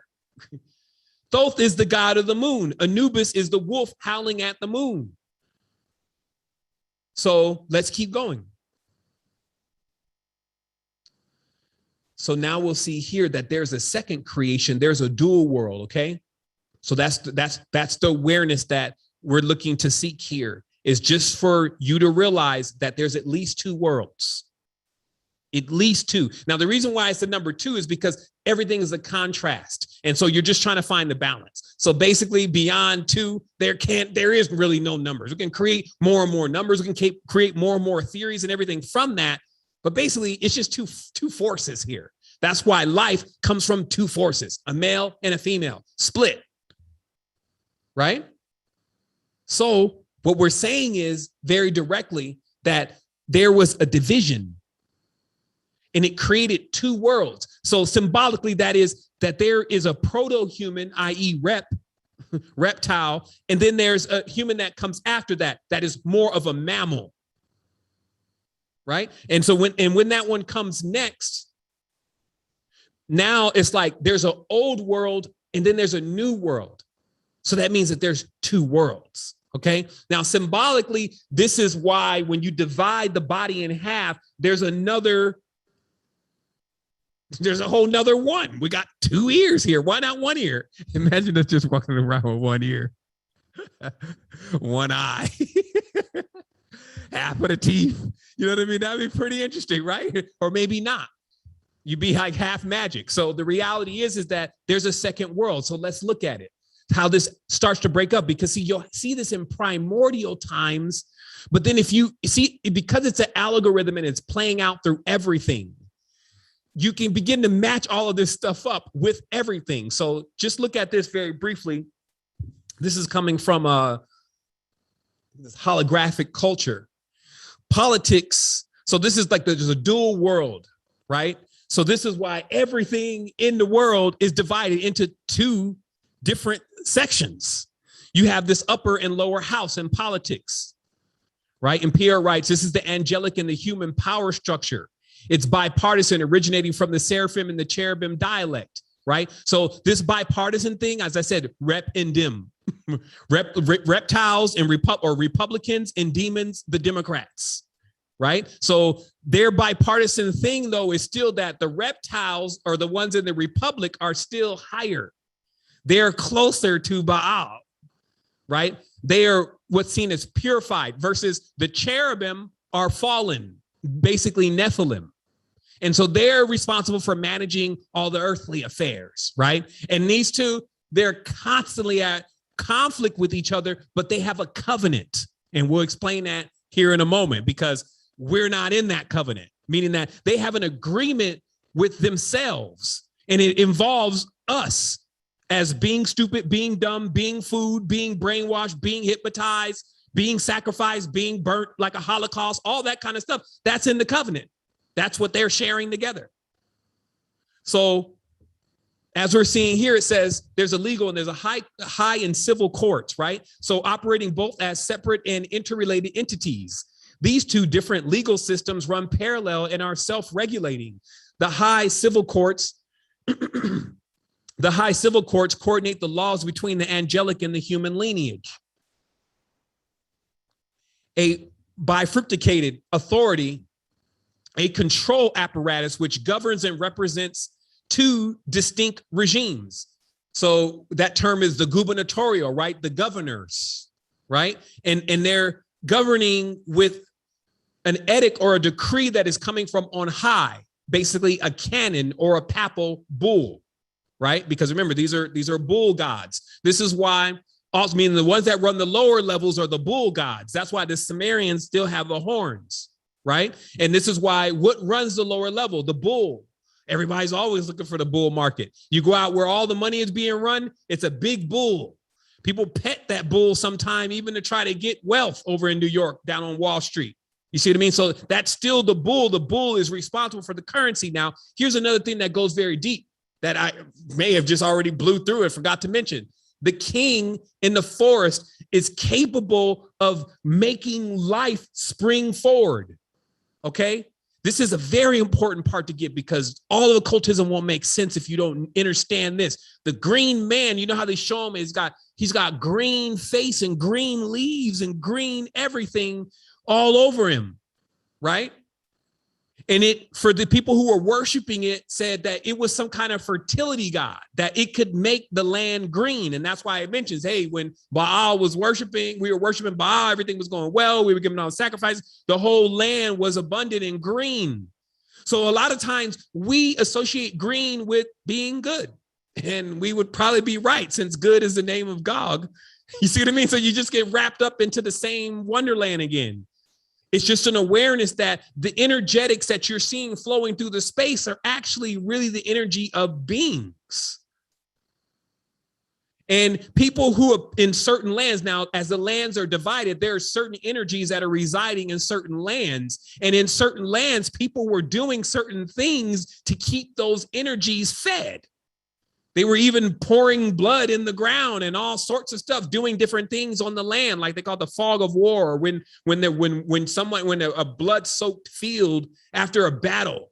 You see what I mean? And then for that, they would get apples, abundant crops, trees, and mainly vegetation. It was mainly a vegetation god, but through vegetation springing forward, as it became known as the leaping god, as vegetation springed forward, that vegetation also fed all of the rest of the things up the food chain. You see what I mean? But it's very important to understand this, because then when you're looking at some of these things that they be worshiping, oh, bees, and they be jumping all around the forest, and oh, Pan, and all the nymphs and all that, you need to understand what comes with that, though. Why are they doing that? Because while you could be enchanted by the whole thing with a bunch of sirens and nymphs hanging out, you could forget all about your own personal sovereignty and how you're buying into another program that has a plan. Just like you're thinking and you're functioning, these beings think and they function. So they have plans. So if you don't have any plans, you're definitely following their plans. And that's what's happening with this society that we're living in now. Humanity is in a holocaust. The souls are being burned daily. That's called aging. The reason why you're looking older and older every day is because it's hot in here. This is Hellas, right? And we now are at that point of having to realize, well, how am I burning up myself? Why would I do that? Hypnosis, rituals, spells. So let's banish them. I was looking for a word. It's like, yo, what kind of word can we use to, you need to get this stuff up off of you and get on with the next thing. That's what I'm here to impart on you. That's what you left with me. And that's why I keep coming into the space to make sure that you have this, and you can go and find it everywhere. So it's like, how do we know if it's a truth? Like, man, listen, this is like 20, 30 years for me. I've been reading this stuff since a child. I know when I'm reading the truth and when I'm reading lies, because I've already seen all the whole thing. And so that also lets me see who really knows the truth. And I'm going to tell you, some people who know the truth don't even know what the truth means. It's weird, meaning that they can have the knowledge and write the knowledge and not really connect with what they're writing. And so, of course, I'm going to try to keep awakening those folks. Like, listen, do you know you're connected to the truth? But what that means is you have a certain level of power. You do have rights yourself. You are a sovereign. And so now you have to take yourself back from this. You got to steal your mind. And I'm going to show you why.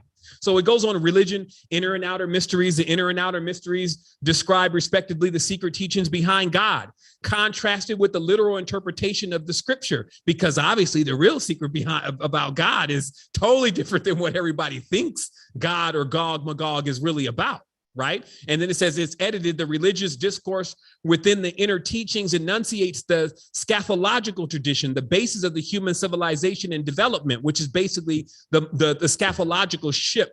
That's why they say that the courthouse is a ship docked on land. So they are in allegiance with the sailor, which is Sailor Moon. They even make a cartoon about it. Right. And that is the ship or the sham that contains the sea germ or the ark. So that way it can keep rebooting realities. And those are frequencies and wavelengths, not physical objects. Okay. So class, upper and lower class, angelic and human offspring, segregated through the dynastic bloodlines, inequalities, which are emphasized and codified through the social structure of class. Right. So there's this whole caste system because people are mixed, as we talked about before, even some with totem animals that are directly in conflict with other totem animals. The bird and the snake, while being evolutions of each other, are rife enemies of each other. Right. So a snake becomes a bird. So to unify the upper and the lower Egypt, you must wear the crown that has the snake and the bird on it. When you are wearing just one of them, watch out. Like the US, they run around with that bird all the time, bird dogging everybody, literally a bird dog, right? And then you have the snakes running around, China, the serpent, pentagrams, right? So you got these two bloodlines in quarrels, but still being governed by Baal. And that's why I was telling you that when people are doing that good, evil kind of thing, and they want to be the mammal today and then act like a reptile tomorrow, and then you jump on a team with them, why you never end up getting anywhere. As I was explaining today, you know how many people keep coming out saying they got ideas? It's been going on for thousands of years. We've been in this prison, basically a prism, with people and their ideas about what they think is going on. You see what I mean? And you can watch this. You can see encyclopedias with people you don't even know who they are. You can say their names. There's millions of people that have been through this. And how many of them have really figured it out? Could it be that they were afraid of what they were looking at or didn't believe, or that it was not even in front of them? How long is it going to take for us to reach this level of awareness once again before it's blot out? Do we think that these beings have any intention? It's like, see, the revealing of these laws and these decrees and these oaths, that has to happen. I'm going to show you here in a moment. It's like, it's a part of the whole thing. It's a part of the whole surveying process. That way, anybody who agrees to that bullshit after this, then it takes, it's like, well, you know, we came around every 7 years and we redrew out all lands and we gave the edicts and decrees and told everybody who was the ruler and they went with it. So we're going to go in for another 5,632 parsecs on that being sold, meaning it's a real thing going on back here. And it's important, meaning back here behind the world, behind behind the veil, right? And it's important to go behind the scenes and to get yourself and to get out of all of that stuff. Like, look at how trapping it is. I broke down a word the other day. Well, actually, it was a few months ago. And my brother Soul, or son, actually, son DeLorean, you know, who I still, you know, in my heart. You know, he says to me, yo, your etymology was weak.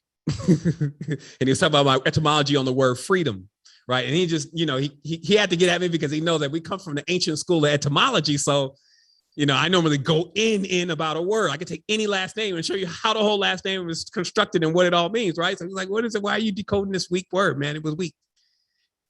And so I even had to think about, yeah, you know, maybe I should have decoded something else. I'm not even sure why I made that a video. And it came full circle of why I did the breakdown etymology of the word free and how freedom is not free. The moment you put dome on free, you put dominion on free. And the word freedom means to release the dominion. And the dominion, they're pretty dumb. So they're actually in a space where they're imprisoned and dumb people are releasing them through this idea of freedom because they're just saying words. They don't even know what the words mean. And they even feel good about it, right? So there's something going on beneath the fabric of reality, and we need to get into that fabric. So as we continue, so we see there's a dual world.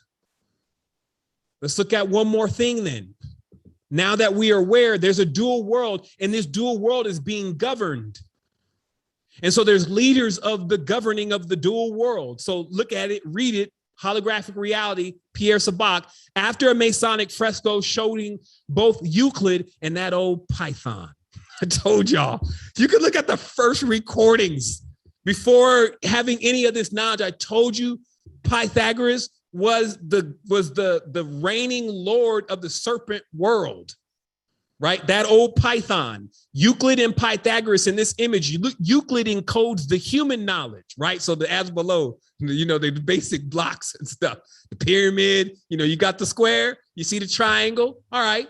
But then we have, which is in contrast, the Pythagorean teaching, which is the denotational of the seraphim, the dialect, or the double pillars of the Freemasonry. The two philosophers stand under the Ouroboros, a serpent eating its own appendage. Latin penis, a tail, articulates a grafted bloodline entitled as lordship, divine. This lineage is portrayed as a descendant of a boat and is shown in religious iconography with the halo, a cryptological marker of the ophanim or the wheels.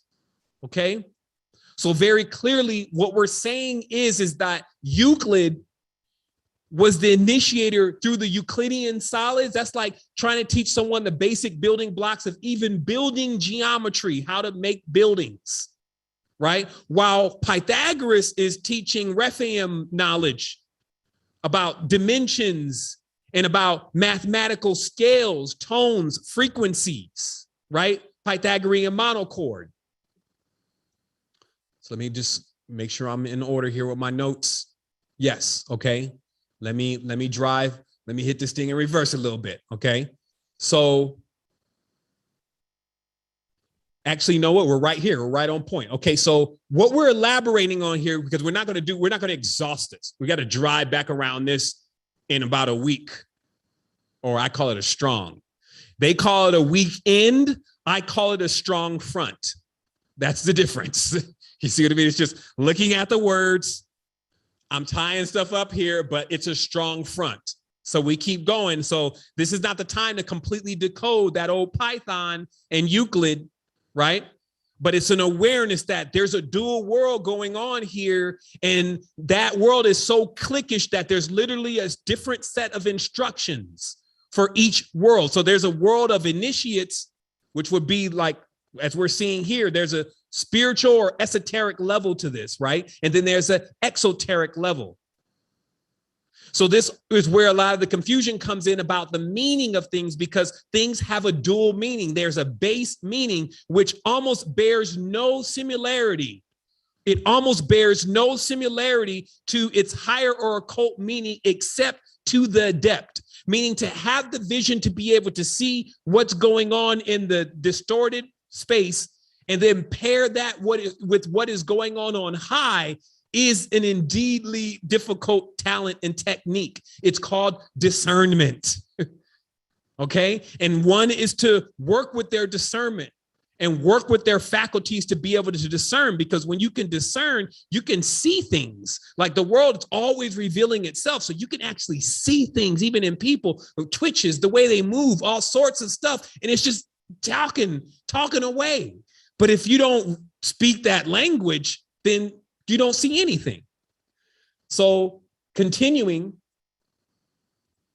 to just finalize this whole process of the creation right now. We're talking about created things, because some may get their feelings hurt.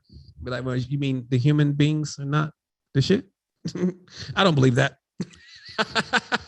Just the reality is again, the spirit, or what you would call your spirit, which actually connects a lot to the mind and what you think you are.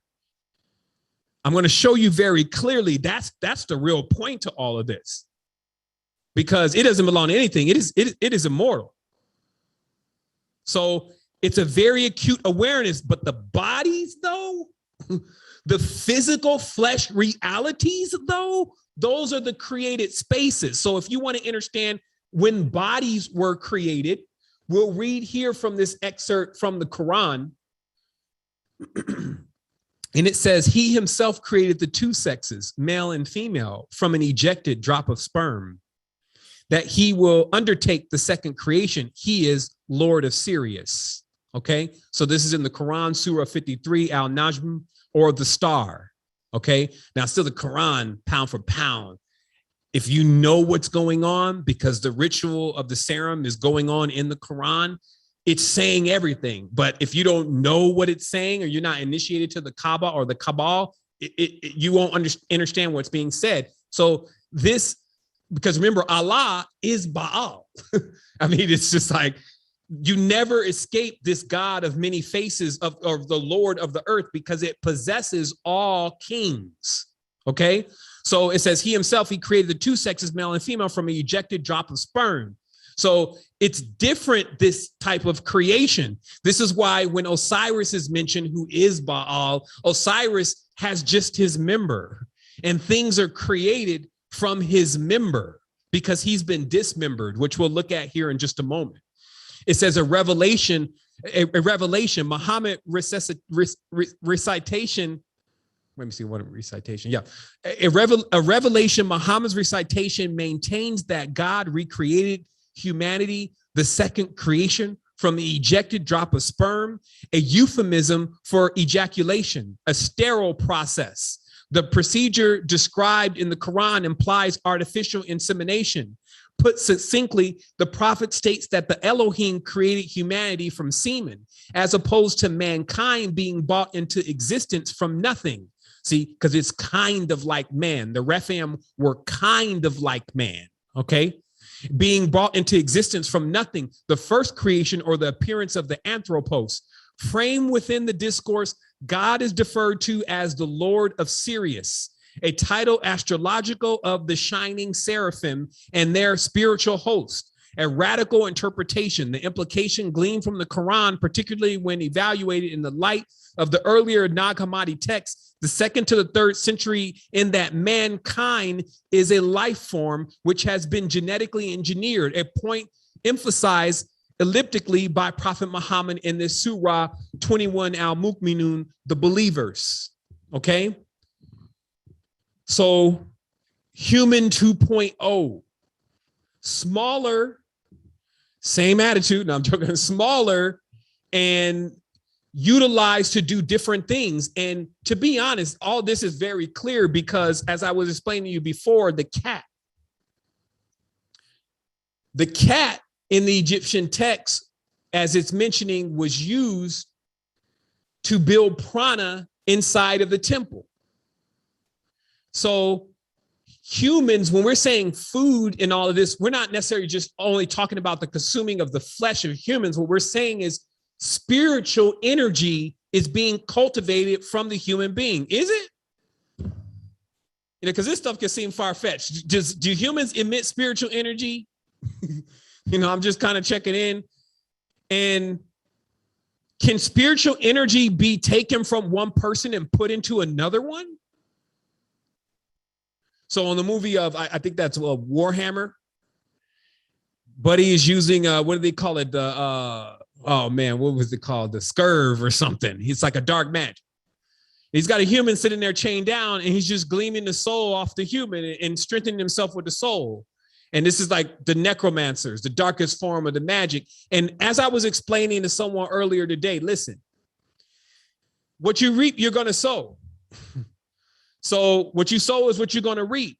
So there is no real escape from the things that you're doing. So if you live in existence doing that, then your life and your existence is going to be surrounded with the byproduct of those things.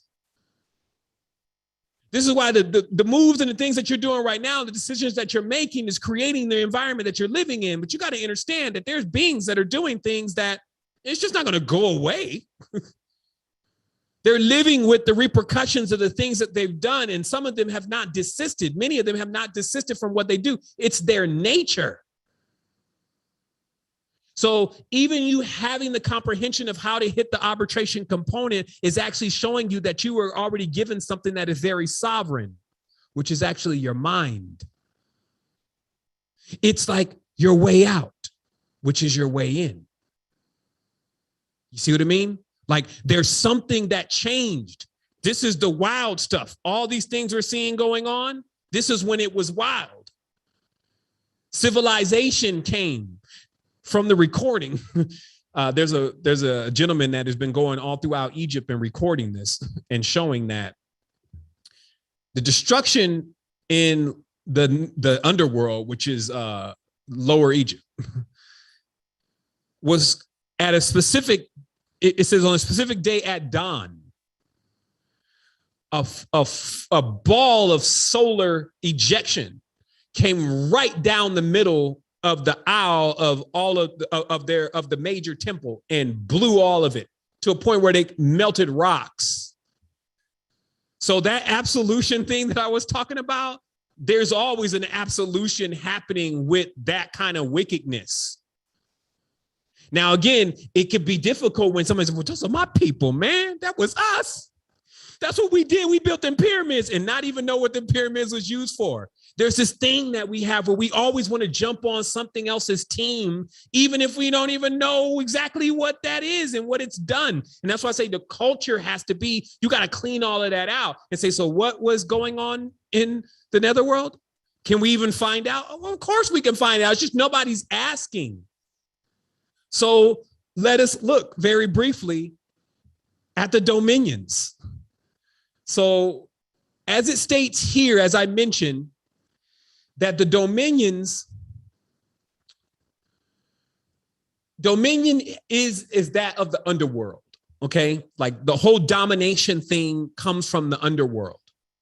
So these entities specifically were known as the smiting gods. This is also where we get our word smith from. They are builders in that respect, okay? So these smiting gods were they were slaving gods. This is why they always have something in their hand. And you'll see this a few times. They always have something in their hand that they're hitting something with. It's a smiting god. And most of the time, and you can look at even hundreds of pictures, most of the time there's always a human being smitten. Because these are slaver gods. So remember how the whole thing happened is with slavery in the United States, and they showed that masters were constantly whipping the slaves, right? It's like this thing with masters that they want to whip the slave. Okay, so this is the energy of dominion, and it comes about through a specific type of ritual being done on earth to this very day. But it's important for the connection to be made that Nimrod is Osiris. When you understand, I believe that's the Atef crown, which is the crown of Lower Egypt. It's basically the crown of the ruler of the underworld. Anyone that says they're the king of the underworld in this case, you know, I was thinking about who is that, MJG or A-Ball, when the king of the underground, my gangster will never fail. You got to understand that this is everywhere. They're worshiping the king of the Netherworld, who is Osiris. Okay, it's like the place when things didn't go well for you. Just as you learn in Toltec dreaming, when you're going down, when you're walking downstairs in your dream and everything is going down, you're going to the underworld. And there's a reason why. Even to this day, I'm going to break down clearly why it's the underworld that this is taking place in, right? Specifically. So in this underworld, so quote unquote, Jesus is a king of the underworld. Jesus is Baal. Jesus is also Thoth, right? Savior gods. And let me just get my picture here that was up earlier today. Give me one quick second here. Here it is. It was the only one I didn't load in.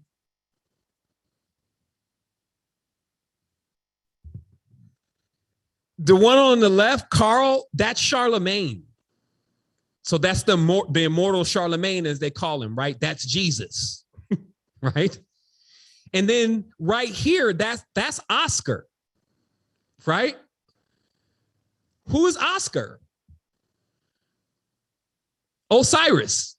Because anyone who gets an Oscar is a car, a vehicle, a transportation for Osiris. Because they worship Osiris. And this thing has gone on long enough.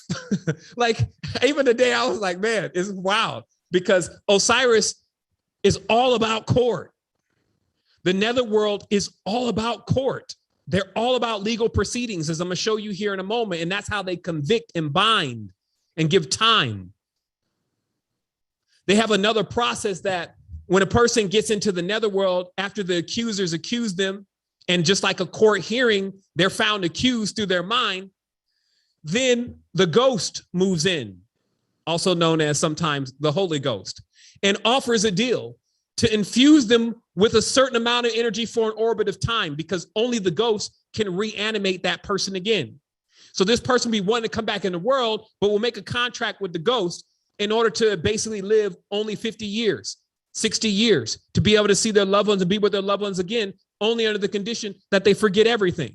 And that in the end, though, when it's time to draw nigh, then the scales are weighed again. The same thing plays out again, except for the bargaining chip gets even crazier, meaning the ghost then charges more interest.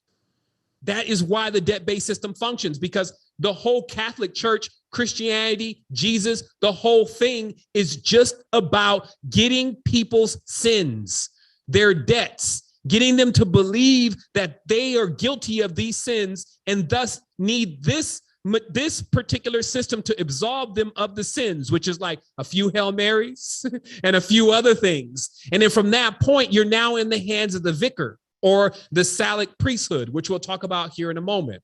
So just realize it's court. Court is in session down there. So look at this then, to take a quick moment to gain your sovereignty, because some are like, well, man, I should turn this off. This is too much for me. Some are like, bring it. And some are in between. So let's just clarify very briefly here. Where is your raft? Actually, you know what? Forget a raft. We need an entire boat, preferably Donzi motors and a few jets. Where is it? It's right here. Okay, so I'm reading the canons of sovereignty, which is like, remember, this is 5,000. So I think there's 10,000 of these, dropping gem after gem after gem. So I just had to pick and choose. It was like candy of what is specific. However, I found a space that summarized the entire thing about what do we do about this? What kind of arbitration or what kind of right do we have? Canon 5463, 5,463. By definition, the mind of all men and women is absolute sovereign over their body through a true trust, granted through divine right of use by divine trust. Therefore, no person, entity, spirit, or force may abrogate nor interpose themselves into or above such a sacred and inviolable covenant. Okay? So if you're still here and you haven't lost your mind, see, when a person loses their mind, that's because the force has taken them completely. Because they lose their sovereign altogether. They lose the ownership of the only sovereign thing they have, which is their mind. Now, watch how this works. This is not just a statement. You know how they tell you free your mind and the rest will follow? Okay, free your mind and the rest will follow. Okay, why?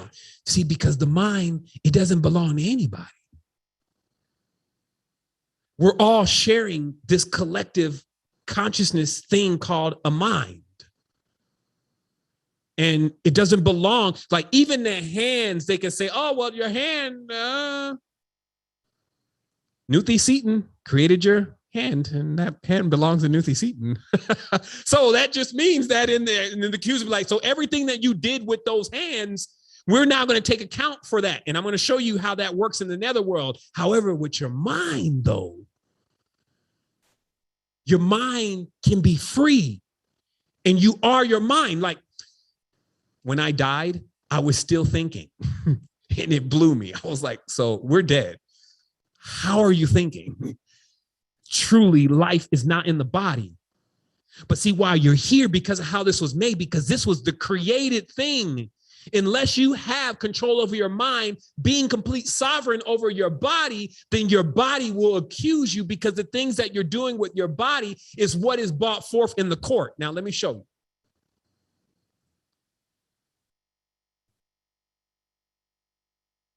I'm just going to go here really briefly. Now, you may not be able to see this completely because it does get a little jarbled on the screen, but I'm going to read it for you. This is an account. And now remember, in a priestcraft, all of the information is edited in order to, it's like, okay, let me bring it. So when you're even reading something, let's say like the Bridge to the Light or the Bible or any book that is involved with Baal, it always comes across like these are the nicest people. And you should do this, and you should be like this, and you should be the greatest person, and you should never cheat and never steal or any of this, right? And so this gives you the impression that God is like that too. And never could you be more wrong. That's why they say they break the rules because they are the rulers. They tell you not to do it, but that because they do it all the time and they don't want you to have any part of any of that kind of stuff because it all belongs to them. So all their books play out when you read them like they're balancing good and evil and all of that. But when you know how to read between the lines, then you know what's being said and you know what's going on. You just need to know who the characters are here. So it says the boy Sai al-Sir answered him. Okay, so this is in the book of Setni, Kamwas, and Sai-o-Sir, which is one of the oldest books that have written and still are actually, you know, it survived, not just fragments. And it explains some things that when we look a little bit deeper, it's telling us how the underworld works.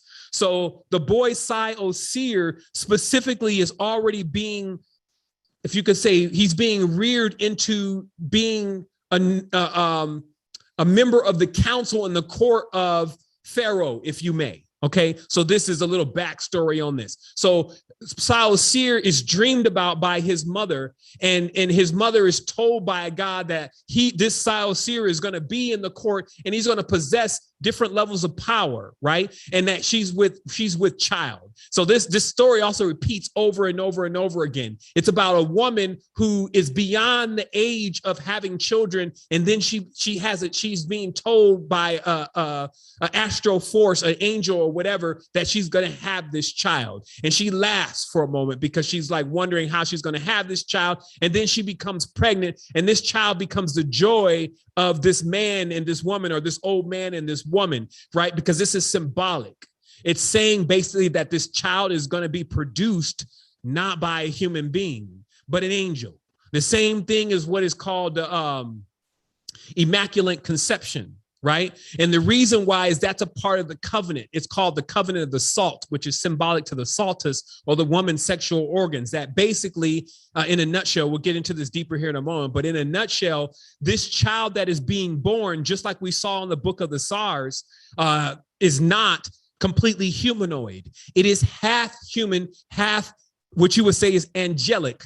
In this case, the angel being seraphim, and an angel not necessarily being the good one, unless you know what good really means, because the words are loaded. So everybody think, oh, the angels are the good ones and the demons are the bad ones, right? Reptiles and demons. And they go into that, never realizing that the Rephaim or the rapiers are also equally as dangerous. A bird with the hell of a beak, right? And claws is equally as dangerous as a snake on the ground. You see what I mean? So it's just, but you could be bred with a preference. Oh, this bird, he's so beautiful. You could be bred with a preference and prefer that. And so that's how you can see how it's psychologically working inside the mind and inside the consciousness based on where you came from, based on where you've been reared from, right?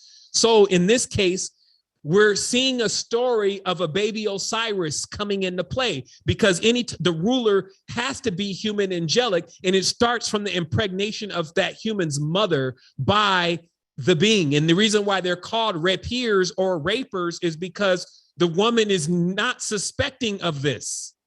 Okay. And oftentimes when she's going through the labor of a child, now all of what a child is takes place in the womb. Women will be aware of this. The goddess knows this. So when the child is going to be a problem, there's a hard labor with the child. So you can imagine when you're bringing out a king that is going to be destructive and kill millions of people, that king may kill the mother in the process of its life. So that's the same thing that's happening to the planet. The destructive entities that are being born here are killing the host. Versus you have children that, they slide out like dolphin. You see what I mean? So there's a difference going on here. So in this case, Saul Seer is being born. And in this story, what happens before this is that Saul Seer has got like this Christ-like knowledge where he's able to actually see what is going on in the other world. And then is trying to tell his father that the rich man who's got all these people at his funeral and all these people crying for him, is going to suffer more than this poor man who is basically going to die with nobody, because one has greater value. So that's what I was saying before. They always paint it like, oh, that's great morals. And I don't doubt that in the society, maybe not in the palace, not in the governing system, not in the gubernatorial, because that's a different set of laws. But amongst the people, stories about Saul Seer, just like stories about Jesus being the good person and taking the keys from Satan, that's what everybody was reading. That became their gods, their heroes, etc. Right? So this story goes on, and he's basically telling his father, I'm going to show you what it looks like in afterlife, in the netherworld. So it says, Sedney asked him, which is the father, how could you do this? Because he says, let me start reading the beginning. The boy Saul Seer answered him, if you wish, I will show you the poor man who was not mourned, and the rich man for whom all the wailing was done. And so his father asked him, Sedney asked him, how can you do this? And Saul Seer said, he took his father by the hand and he conducted Sedney to a place in the western desert. Okay. Now look here. It says there's two excerpts here from two different books. One is from the king's purpose. His majesty said to the companions, my majesty hails my father Osiris, first of the who? The Westerners, Lord of Obidos. So technically then that means the Netherworld is west. And they want to be holy. That's why they created the holy wood in the west, because they're trying to take over the holy rites, right? That's why they issued the Oscar in the west. I will fashion him his limbs, his face, his fingers, according to that which my majesty has seen in the rolls. His form as king of Upper and Lower Egypt at his coming forth from the body of Nut, right? So this is to establish that Osiris is the Westerner, okay? Now, also here, let me just finish reading. This is then coming from Yahweh and the Underworld Deities, which is a book that's on archive.org, Ma'at, Resheph, and Moloch, and Rephaim. In the Old Testament, Yahweh and the Underworld Sheol stand rather remote from each other much of the time. Only gradually did a meaningful afterlife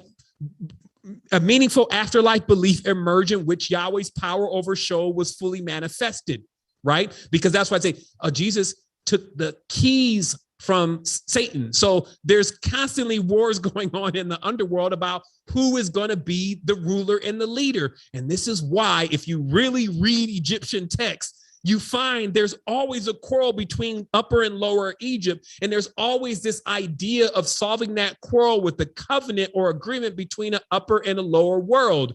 But you clearly know that inside of Nubia, the Melech or the Moloch or the horned, the Menelik or Melech is the king or the horned, right? Versus in the Lower Egypt, you understand that there is the serpent god, right? Osiris.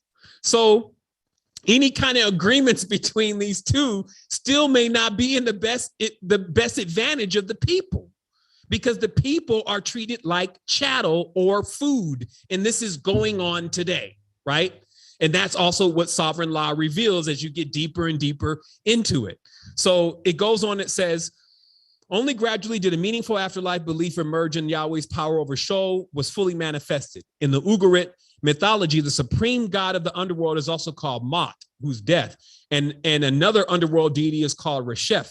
There are grounds for believing that Moloch was also associated with the underworld, whilst the divinized spirits of the dead were called Rephaim or RPUM, Rephaim, a term clearly related to the Rephaim or the shades, right? Now, these are totally different books of the Old Testament. I shall consider in turn what become of these various netherworld deities in the Old Testament, right? So we're talking about the shades.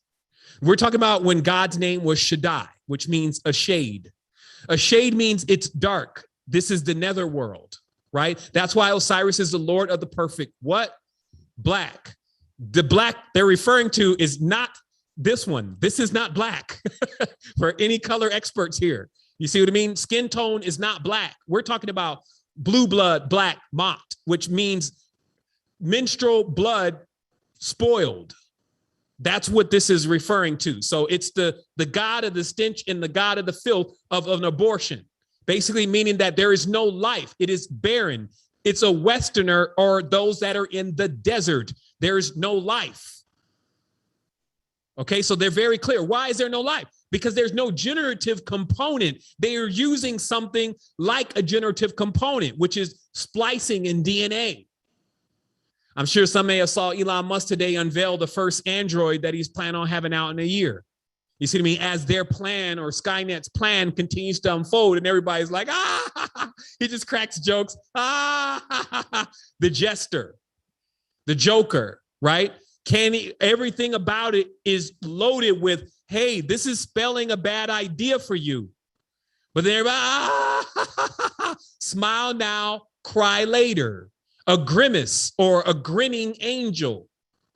You see what I mean? So it's just this connection, this awareness in order to become sovereign, because these are the things when you start thinking about bowing down, calling somebody's name in some prayer, you'll think twice, because what you'll find is there's a monopoly, literally monotheism, a monopoly over the underworld.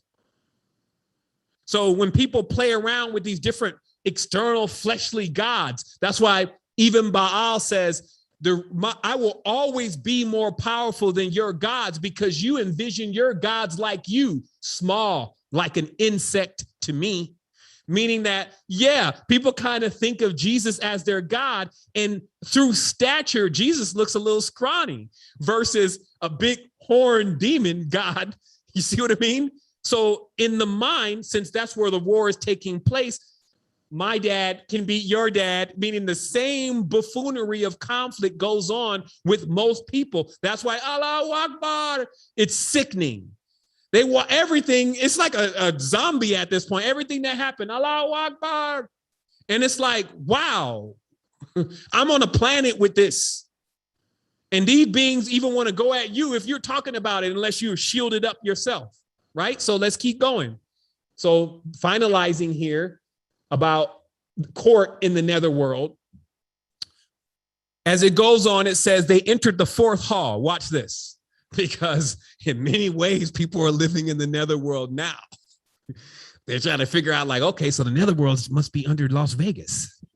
Yeah, you may be right.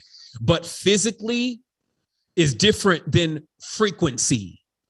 Okay, so on a frequency level, when they entered the fourth hall and Setni saw people who were plaiting ropes while donkeys were chewing them up.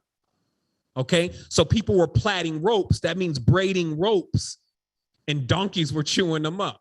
What does that sound like? That sounds like people who are working on something and they think that this something that they're working on is gonna reap some kind of benefits.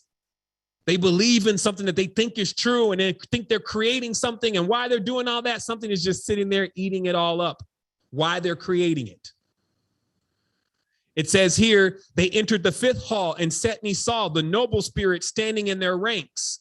But those who were accused of crimes were standing at the door pleading, and the pivot of the door of the fifth hall was fixed in the right eye of a man who was pleading and lamenting loudly. They say later on that was the rich man. They entered into the sixth hall, and Setni saw the gods of the tribunal of the inhabitants of the Netherworld standing in their ranks, while the servants of the Netherworld stood making accusations. This is why when they show you the pots, right, and they show you these pots of the Netherworld, and they show you that there are spirits in the pots. Another lens in on this from the script, when it reads deeper, says that there were serpents there accusing and making accusations. You need to not blow past that. Because in court, you need to know who's accusing you, who's bringing the charge, who's bringing the claim. And if you remember in the Bible, it also talks about that in this case, the devil is the great accuser. What does all that mean? It means that if you end up getting into this space and inside of your mind, you believe that this things that have happened on earth, these rituals and things that have taken place hold sway over you, and that the things that you've done that you now need penance or to whip yourself, like a Salic priest whips themselves as penance. Gog, even in the book of Og, whipped himself, and how all the priests whipped themselves even until they died, to bring up a certain level of magic. Because why? They serve a wailing God, a crying God. You need to cry to this God and suffer in the face of this God, and you need to be the greatest sufferer in order for it to hear you. Do you see why earth? You see, this is Christianity is making up 60% already of the world religions. And then all the rest of them, Catholicism, Islam, all these are all the same traditions falling in as worshipers of Baal, bowing down and fighting over something that is only going to bring charges against them when they get into the Netherworld. That's why they tell you, oh man, you're doing all this wrong. You got to make these rakats. You got to do these salats. Now, again, there are practices within this that make a being wise, but it's always got to contain that. That's why in Freemasonry, they say, oh, you need to believe in God before you could, or if you're going to be a Freemason, we don't accept any atheists inside of Freemasonry. So you're like, oh man, they believe in God. So they got to be good. Then you pick up the bridge to the light, and now the book is saying everything but a good thing. You're like, okay, well, this is good. But then they told you there is no one good except for my Father in heaven. That's what they're saying. They're telling you the code right there. It's just loaded within languages and spells that good or God or Gad, more specifically, which is what we're going to be getting into in the next sovereign session, probably. Gad is actually the wailing God. So there is no one that is good but Gad. And so in this case, Gad, the attitude, as I told you already, the jealous God, when Gad lost his member, it equated to circumcision for males. Let me show you this really briefly.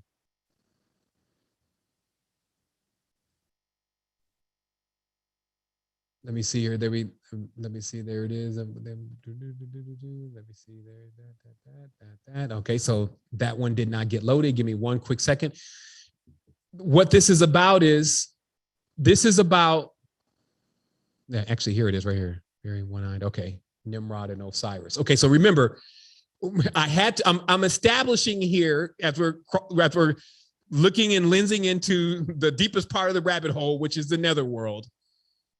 Just confirming, because there's a lot of Osiris worshipers, whether they know it or not, that Nimrod is Osiris. So finally, when you get all of this together, for those that are still worshiping and bowing down, you'll realize that you're actually the demise of your family, your children, your race, your DNA, and everything else. So if you don't stand up, then it's not going to fare well for you. It continues in immortality. So what this is saying is in the time before the unspoken mistake, when Og's land heralded Nimrod's accomplishments, Nimrod was called the great hunter and a killer of the large giants and things. Now remember, Nimrod is Orion. Okay, the dog at the feet of Orion is Sirius. While on the field of battle, Nimrod did sustain a loin injury when he engaged the one-eyed Rephaim named Arg in warfare. That very same one-eyed Arg who fought alongside Og in the 100,000 giant war. When Nimrod wounded Arg's neck with the driver and the chaser, Arg unconscious body fell to the ground with his outstretched hand still grasping his sword. The sword's blade sliced upward at Nimrod's loins, cutting open his foreskin, and the skin of Nimrod's wounded member hung as a testimony to all. So some never knew what is the origin of circumcision. All priests of Nimrod are circumcised. They are like eunuchs before the Lord. Okay? Why? Because Nimrod lost his, just like in the battle with Osiris and Set. He lost his member, but then when he came back into the court, look, this is just letting you understand the behavior.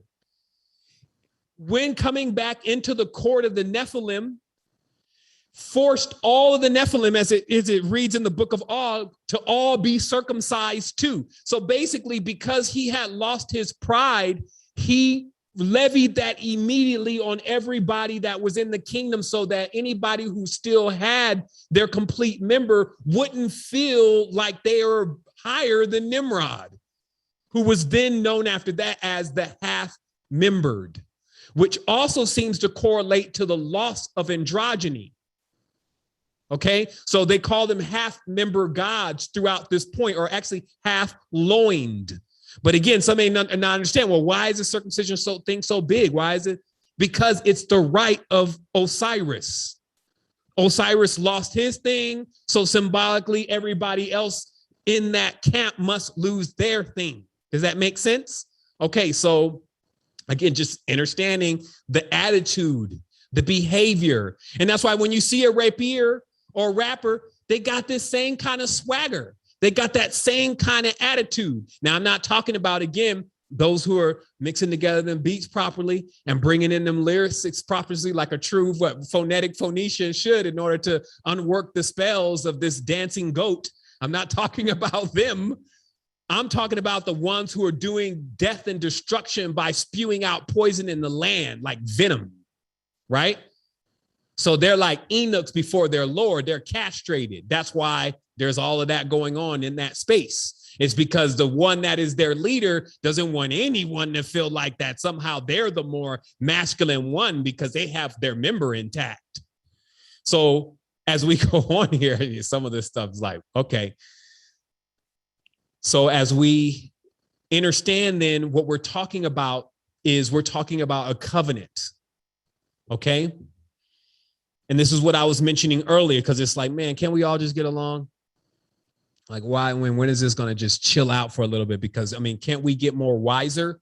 Why is this stuff still happening in the world? And it's still happening because there are many who are bound to it. They've done these rituals. And that's why I was saying, even in these churches and stuff, they're doing these rituals on people.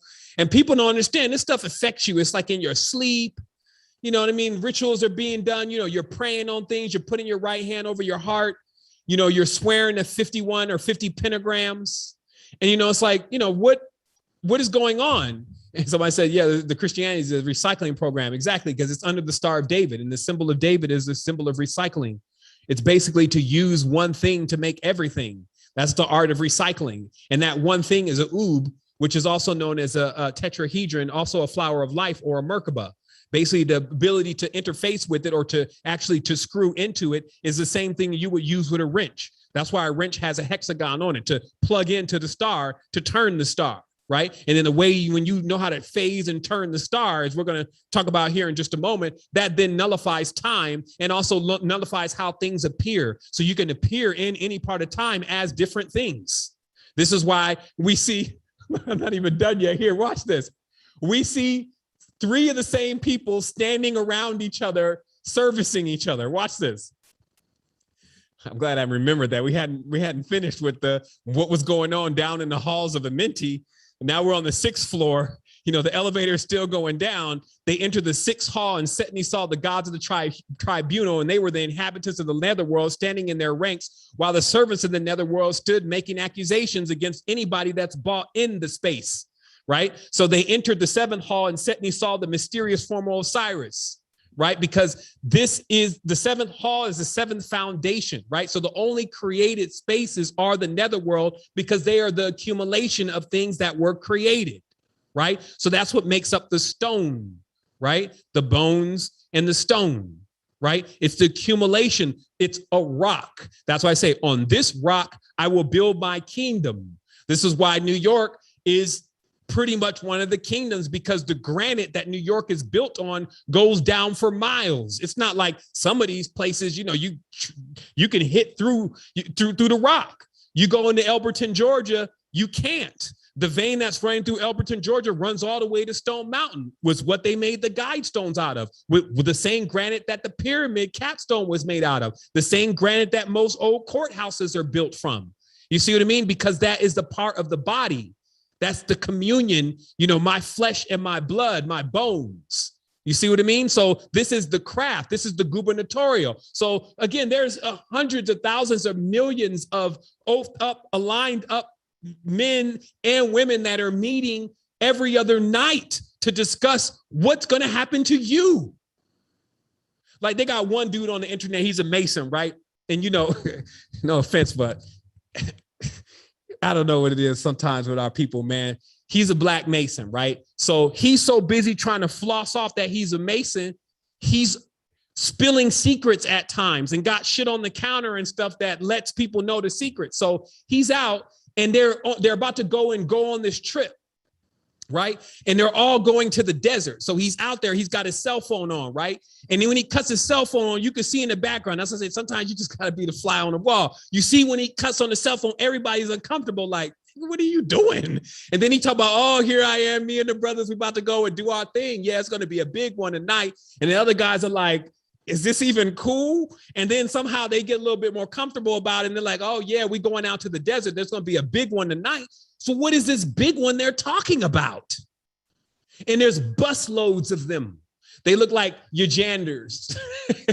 They look like your blue collar workers, right? But large groups of them all going into the desert somewhere to practice rituals. And then you be like, that stuff doesn't exist. Nobody could be doing that. And as I said, they love it. They enjoy it. It's their favorite. The word favorite means love to do rituals. The favorite, love to do rituals, right? Because the entity they're serving is very ritualistic. It needs for this thing to keep going on so that it can maintain its control of the minds, right? So it's got to keep rolling out different variations of the same thing. Let's keep reading. It says, they entered the seventh hall, set and he saw that the mysterious form of Osiris, the great god, sitting on his throne of fine gold, crowned with the Atef crown, Anubis, the great god, on his left, and the great god Thoth was on his right, and the gods of the tribunal and the inhabitants of the netherworld stood on his left and right. These are all the same people. It's like, how creative is that? You just got a bunch of you standing around. Anubis is Osiris, is Thoth. So it's like, you see the parallels. That's why when you're reading this kind of stuff, if you know the knowledge, you're reading that. That's why we were at that point. We were like, damn, it seems like Anubis is Thoth. And it seems like Thoth. Why did Jesus go to Egypt? Did they hide him in Egypt? Why was Moses in Egypt? What the hell's going on with Egypt? And it's because it's all that same code, all that same covenant. So he who would be found to have no misdeeds. So then they smooth it over for you, right? For that devout worshiping follower, he who would be found to have more misdeeds than good deeds is handed over to the devourer, who belongs to the Lord of the netherworld. His ba is destroyed together with his body, and he is not allowed to breathe ever again, because that just means you can't come to a world again, because only in worlds do people breathe. In other places, there's no air, because the air element is not present. None of the four elements are present, right? So no coming back to the physical world, right? Not doing what Osiris wants. He who would be found to have more good deeds than misdeeds is among the gods of the tribunal and the Lord of the netherworld, while his ba goes to the sky together with the August spirits. Isn't it August? Yeah, it is. So this looks like right on time. So he would be found to have good deeds equal to his misdeeds is taken to among the excellent spirits who serve Sokar, Osiris. Okay, so smooth it over a little bit. You should do well. You should be good. Serve thy king. Be the one that does all the things that we tell you to do. Don't break any of the laws. Meanwhile, the covenant, again, I got to just say again, to know Pierre Sabak this life had to be a synchronicity within itself, because the confirmation, etymology is the confirmation. It's not Seven Bomar. It's not anybody else. You need something that actually is so refined that it will keep speaking to you. It will keep showing you what it is, whether you want to accept it or not, because there's no time you're going to want to turn away. You're going to want to believe something else. You're not going to want to believe, because it's like a conditioning, like even how we raise our daughter. I tell you, she doesn't see crazy stuff and get into bad things and all that kind of stuff. She's exempt from all that. That stuff exists. You see what I mean? Versus some kids, they're just thrown in it right away. So that it changes their character, it changes their demeanor, it changes their way of being, right? So the etymology is the thing that, whether somebody wants to put cotton gloves on, as I call it, or, make you feel all good, namaste, it's all going to be fine. Just don't even, all of that, right? And then you just buy into that. Etymology is going to tell you what is what. So it says here, this is in relation to the covenant, just so you can understand. The covenant is by salt, right? And salt is very symbolic. Salt is also a cube or a square. When you look under it, the salt is a cube, right? So that is the square. But look, it means something deeper. To summarize, the bascolex is a stepping worm, is joined with the saltatrix, a saltator, a thematic of a dancer or a satar. Right? I know R. Kelly comes to mind in the goat suit with Dave Chappelle. The prancing goat is collective of the Sodom priests. Previously referred to in chapter 23, sailors, goats, and salts, the Sodom is known commonly in Latin as the Sodalist fraternity, a secret society defined as a priestly college. Okay, this is one book, but what did we read earlier? We read earlier that the salt, one second here. We heard that the word sovereign, right? That's why I'm saying you just got to, multidisciplinary. You need to know different things. They mentioned right here in this work, what does it say there at the bottom? To hide the origin of the word sovereign. Different book, I'm sure doesn't know, authors don't know each other. As coming from the Franks and the Sacroloid, the Angelese, Old French, sacred law, the Latin word solver means one who rescues or protects another from harm. It was corrupted to soter. So what that's saying is that the soter priesthood, which is the Illuminati, the brothers of light, if you may, started trying to make everybody believe that they were the ones that were coming to protect everybody. And that's where the Freemasonry came into play. So let's continue and finish reading this here. That's why you got to protect yourself. Professional technology takes place in your consciousness. Give me 1 second here. Let me just bring this up. Eve angels only get in between you and the source. You are the source. You don't need anything refracting the light and distorting the light of your truth. Okay? So this evangel thing with the goat is a serious thing. This is why Jesus is Baphomet. To summarize the Bascolex, a stepping worm, is to join the Salatrix or the Saltator, a thematic of a dancer or a satyr. This prancing goat is a collective of the Soter priests, previously referred to in chapter 23 as sailors, goats, and the salt. The Soter is known commonly in Latin as the Sodalist fraternity. Sodalist is also the root of the word sodalite, by the way, which is blue, because it's a reference to a blue blood, or the blue and the red, the two opposing teams, but still apart or have the same owner, right? Sodalist fraternity, a secret society defined as a priestly college. They represent their group with salt. That's a pedagogic or of a serum or a goat. Salt in modern English connotates sad and sadism, twined with assault and assailant, metaphors of the angel or reaper, okay? It's also known that in the human body, the consumption of too much salt dilutes the senses.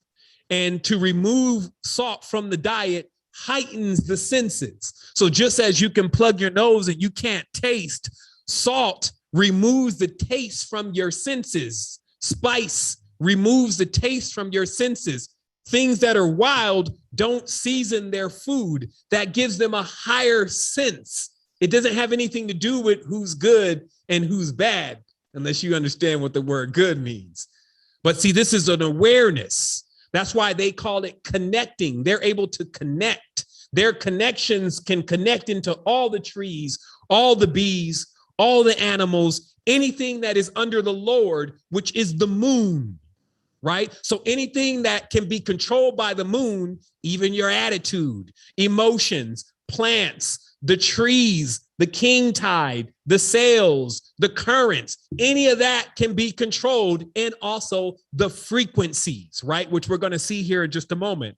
So it says, and it goes on, they represent the group with salt. It's a pedagogue of the serum or the goat. Salt in modern English connotes sad or sadism entwined with assault and assailant.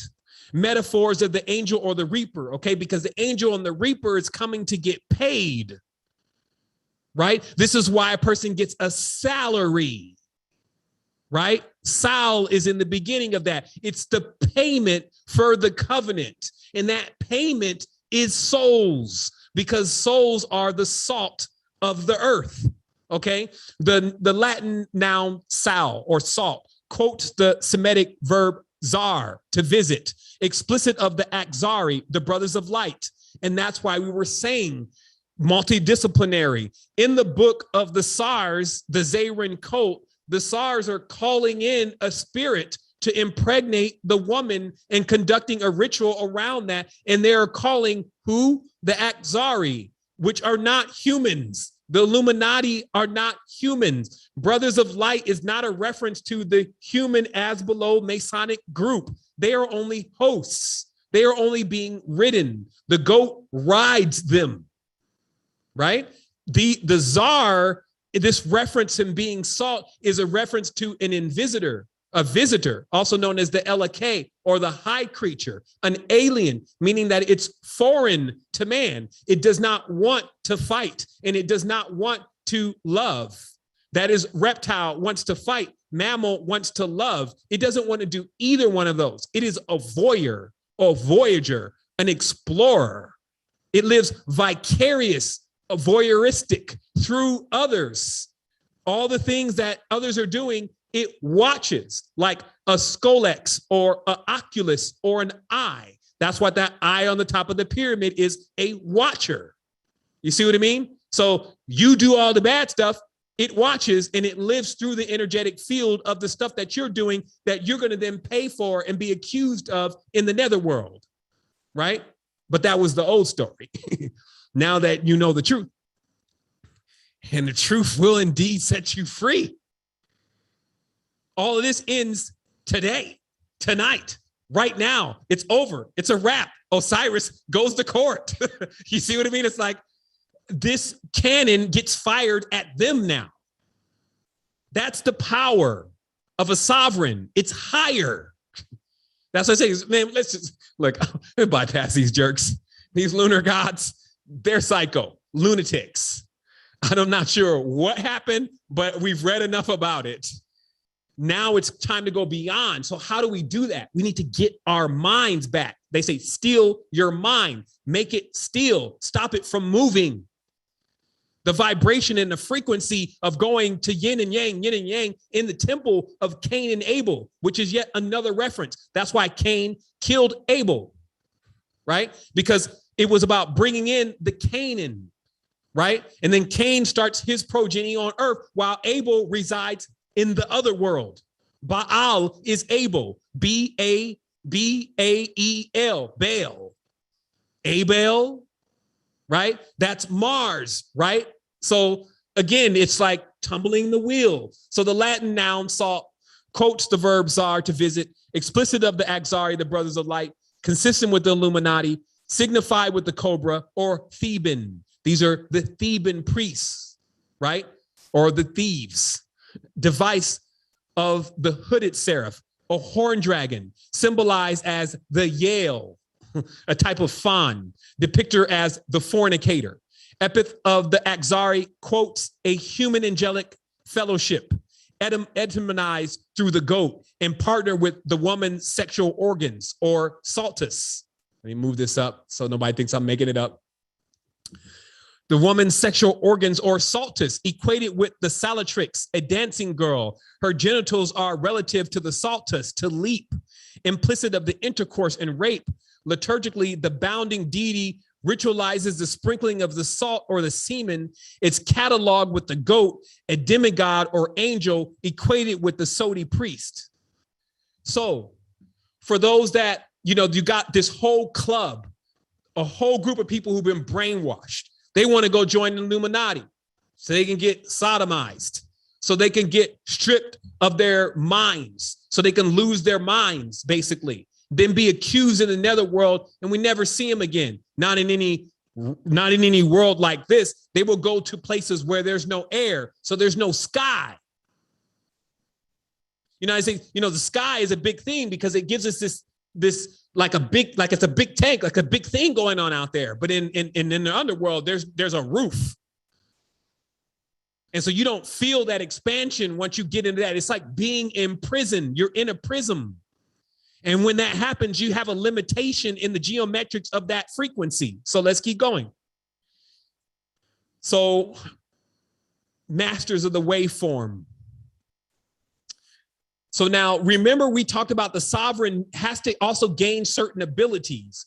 And if one does not understand how the matrix is put together and conducted, then they actually don't understand what kind of abilities would be needed in order to get them out. So these abilities are actually cultivated within the mind and the consciousness, just as Shakti, Shiva, Kundalini, and all those kind of forces are cultivated within the consciousness.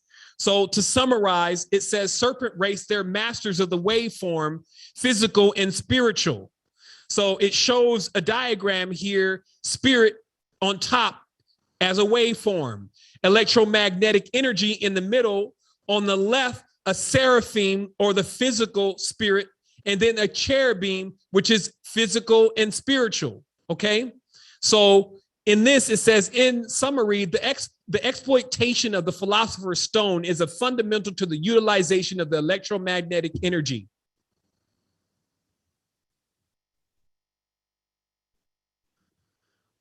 The electromagnetic energy properties integral to a holographic culture.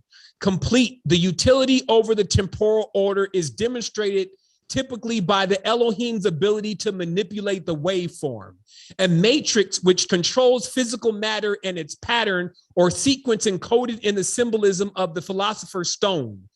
Pythagoras is monochord, layered and complexed, and the representation of the philosopher's stone is listed in the following table, okay? So we're talking about the great work, or the philosopher's stone, which means basically to never die.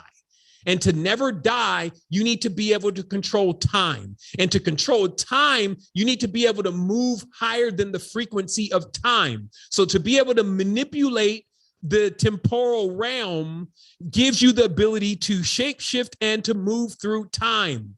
Okay, so those who cannot do that are under the dominion of the spirit waveform, the electromagnetic energy, and the seraphim and the cherubim, because all of those energies respectively know how or are part of manipulating the waveform. So they say that this started with amber. Amber was the first electricity. Now, amber is also the sap that is in trees. And that's what we were talking about before in some of our posts. Are these really trees? When you're seeing these huge mountains. Now, there's text in the book of Og where it says that basically those in the league with Og became the mountains that men built their castles on. That was the level and stature of them. So these were not 9-foot giants. Some of them stood 40 feet. 100 feet. Remember, they are in the womb, but too big for the womb, but they're accumulating. So they become many of the mountains and the stones that are residing around us. Also the crystals, these are the angelics, right? That's why the whole crystal phenomenon, all that comes together with the spirit and the body, because all this is a part of one thing with all these different frequency-based variants, right? So this monochord, if you may, is a layer complex dimensional realm where things are separated by frequencies. So each plane may not be aware of the other plane because they're slightly phased out of the octave or frequency of that realm. But the Axari, or the cherubim and the seraphim, and of course, those who know how to ride the flux, which is what the fourth dimension is called, can move through this space. And when moving through this space, when coming back into 3D, you can appear as different things. Basically, you're just like the same thing when someone takes certain things like DMT, their frequency starts changing, and then what they're looking at starts to change into something else. So what you're then seeing is that on the other frequency. But having these chords or strings, that's why they call it blood line. Having a line to separate each frequency is how this entire construct, which I thought was called the Heptameron, but it looks like a love book is called that same thing. But I remember there being a reference in the occult books to there being 7 layers, if you may, of created spaces that were ruled over by these demigods. You see what I mean? And humans oscillating just through these realms, right? So we're almost done here. It's almost about to happen. What time is it? 9:30? Okay, look, we got, I don't know. It's 2:30. Wow, 3 hours. Okay, so let's speed it up here. We're almost done here. So we're talking about then the masters of the waveform having this ability, and let's keep going with this, because remember, this is not just exclusive to Baal. This is not just exclusive to the cherubim, the Rephaim. This is exclusive to any sovereign for sure, because they're higher than this. So this means that they would have to have at least the ability of understanding these codes. So let's keep going through these codes very briefly. This is, again, to prove what I'm saying is that one can take their vibratory frequency into a higher stage, the wheels within wheels are the chakras. So while we can look at the moon, which clearly has eyes or wheels in it when you see it with the third eye open, also the body has eyes or wheels all over it. The human body has eyes or wheels all over it. That's why they show you the hand with all the eyeballs in it. They're telling you occult level stuff that the chakras, which as I explained, this is where that whole thing came from in the conscious community, where some people want to take out their chakras.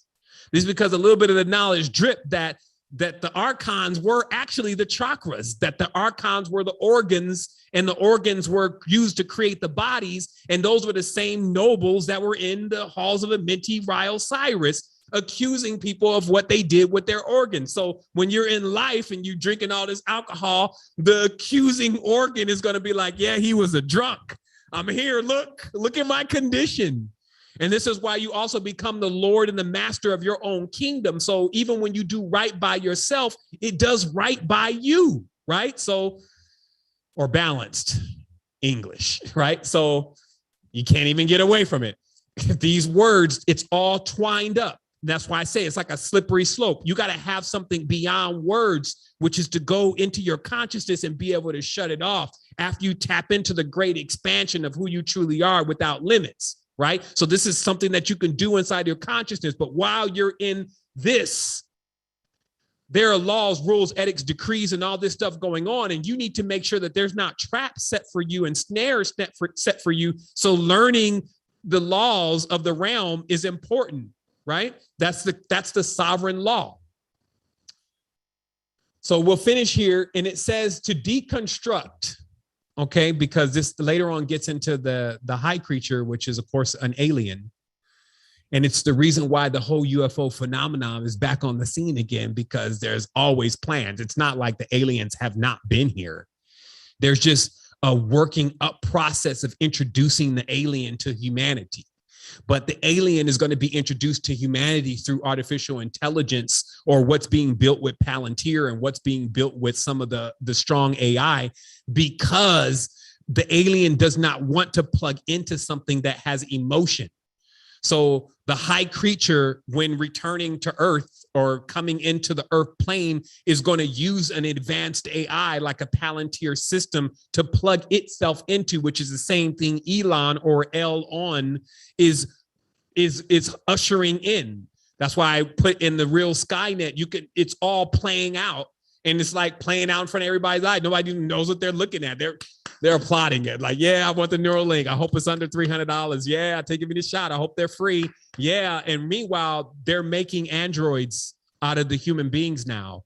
They're harvesting and cultivating them. This is what's happening. They're deteriorating the bloodline, right? So your blood is not even good anymore. They don't want to take your blood. You take these shots, they don't take your blood anymore, right? Because your blood is dirty. It's collapsing on itself like a haplogroup, like a G5 haplogroup.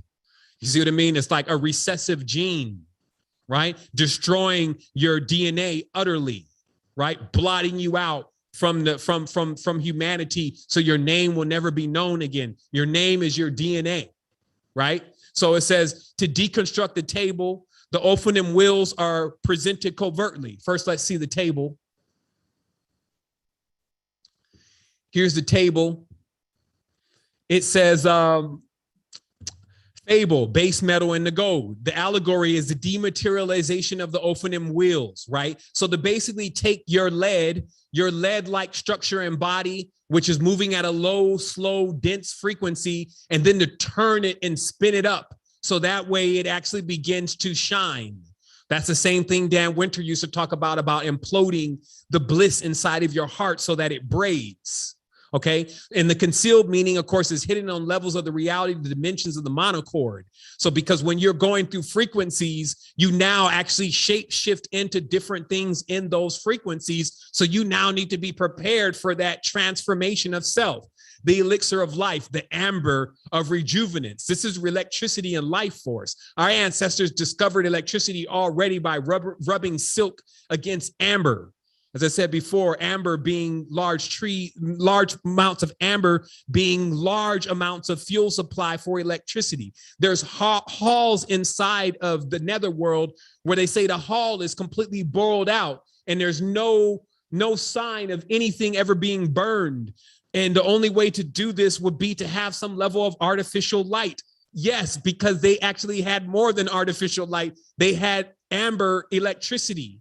But this kind of electricity generated through amber, which is predominantly the reason why we're not using it right now, it bleeds off into the person's energetic chi field. So it's not like electricity coming from the electrical socket. It's very similar to chi and electricity that actually moves through the body. So being around a large amount of electricity generated by amber also puts one into a higher electromagnetic state because of the frequency of amber, which is really the frequency of that tree, versus this oil-based electricity is 60 hertz. So it's locked right into a wavelength and that's it. Right? So that's what we talked about. There's no objects around generally that can actually charge the human's energetic field like piezoelectricity and these other kind of electricity because they interact directly with your chakra center. So the prima materia, or the first substance, this is the cherubim, proto-human anthropost. Okay, so this is basically saying that this particular substance we're calling cherubim is what was designed to allow the mating between bloodlines. So the human being, as we're seeing it now, was designed in order to, because this is why you can't have a fish and a dog have a baby, okay?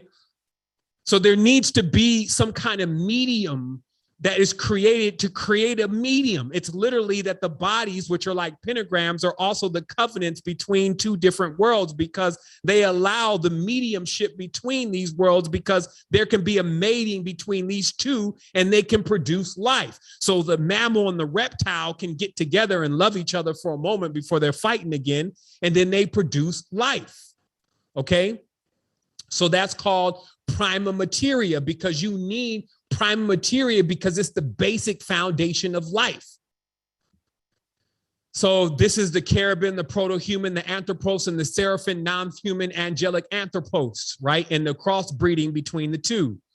Finally, the fable, sound, spirit, matter, light, soul. This is the enlightenment transformation of the body and soul. This is a transfiguration of the seraphim into a man, okay? So meaning that whole shape-shifting thing comes from the ability to manipulate light and then being able to transform from anything that you are into this. Now, some people will look at that only in the way like, man, this thing could be amongst us, right? Never realizing that that thing could actually be you.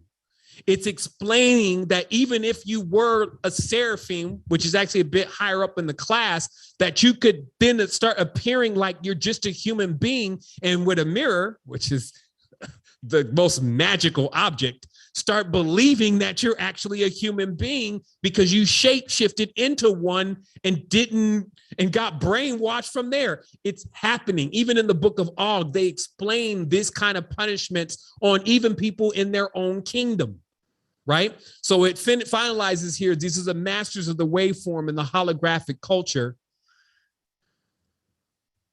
And we finalize here by mentioning that the deconstruction table of the Ophanim and the wills, which we just looked at, are presented covertly as the original source of the philosopher's stone, an object constructed from the base metal, lustrous in appearance. The dormant Ophanim, when activated, shines gold and amber, allegorically led to gold, a strange phenomenon. The igniting of an alloy, wheels in the orange light, is likened to a refinement of a body, lead, spirit, light gold alchemy. Okay, this is like when you see like a race car slam on the brakes at night, and then the brake pads glow white, right? This is what we're talking about. It's like when you spin up so high in frequency, you start to shine. So your lead base low vibratory structure turns into like a light gold spirit alchemy, okay? In a more true sense, the philosopher's stone is the ultimate control over physical matter synchronized with the realm of the spirit. It's the manipulation of a waveform, a string which intersects all realities. Pythagoras' monochord, a secret knowledge of the angels, the understanding of the workings of the erotology of the monochord lies behind the fabric of existence, the entry point or basis of multiple realities, which is a frequency. This is why you hear a ring in your ear. You can hear ringing in your ears. It's why the radio station is from a specific hertz and the TV station's on another. It's why 5G is in a certain range. These are frequencies of the monochord, okay, which correspond to levels of the human body and the levels of the human body. That's why they call it, the 7 chakras, because this is the created space. Okay, and the manipulation of the created space will be to turn the wheels to dislodge them. See, when the wheels are stuck, then the vibration is slow like lead. When the wheels start to spin, then you glow. Okay, so those that could do that, of course, oh my goodness, a shining one. This is the same thing that we're even seeing. Baby shining ones that jump up as the stars and the actors. That's why they're calling themselves that, because they use a little chakra juice. They may use just a little walk-in. They may plug in or bolt on a little dominion or a grimace or a minion, like a dominion. So they may bolt on a little minion that can sing. And then now they be up there singing, got everybody mesmerized because you can't sing, even though you really can, right? But you're idolizing this other being. And then subconsciously, anytime you're looking for a leader, you become a follower. Anytime you're looking for a God, you become a servant. That's as above, so below. That's how it works. It happens in a twinkling of an eye. So we have to be aware of what we're doing. Like, and again, it's not bad to be in service. This is not good or bad. We're in service to humanity right now. It's just about, what are you serving? Have you checked base? Have you really read the manuals to this? Did you read the fine print to Osiris's contract before you sign that? You need to get back in there and stand in court and nullify and banish something before, who knows? So let's finish off here, because someone said, well, so how can all this happen? I refuse to believe this. How could there be so much power? How could one man have so much power, right? Here's that answer to that question. It starts here. This symbolism is indeed that of a ruler. You always see it. Every time they start talking about God, God's always got a ruler in his hand. Check it out. Go to pictures of God. He's always sitting with an L in his hand. That L is a symbolic of a ruler, right? But we only think, okay, a ruler, like the one who's in control, or is it the one that all the measurements are being done by? Because in order for something to rule, it must define what it's ruling over. So let's look at the canons of sovereignty really briefly to get the final clarity on where they take their charge. Like, how are they doing this? How do they think that they're going to get it? How are they getting away with this? They are actually trying to steal sovereign property, which is your mind, bind it in trust by a higher authority, higher than them.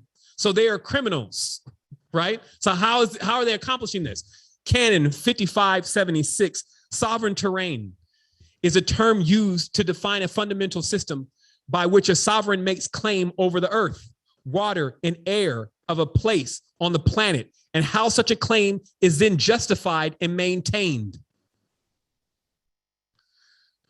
Canon 5577, the word terrain is derived from the Latin terra, meaning land, earth, ground, soil, country, and the world.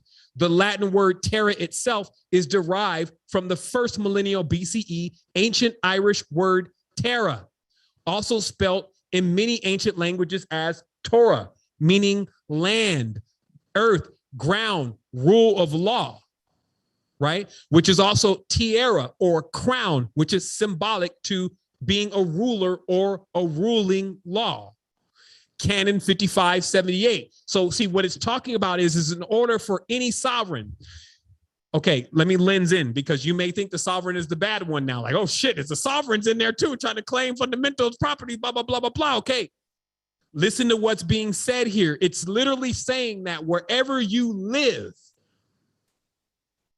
you should claim as a sovereign because it's probably already been claimed.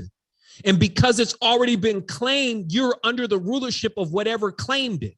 Until you come and stake a claim on it, it's already been claimed. This is kind of like squatting. These are like these extraterrestrials or galactic squatters. They claim stuff. Now, let me show you how it's done. Canon 5578, all systems of claim of sovereign terrain are predicated on the truth that no man or woman can own the physical earth, water, or air except the divine creator. Instead, now remember, there is no creator in other realms, in the unbegotten, but here there is a creator.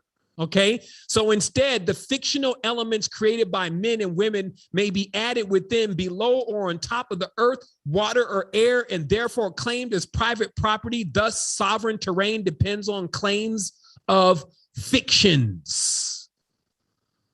Okay, so it's like make-believe. It's make-believe because just like the indigenous said, nobody can own the earth. Nobody owns it. You can't like stake a claim over it, but there's a clause there. Who would have thought? Santa Claus is in the contract. The clause is literally, it's saying, I'm just going to read it verbatim.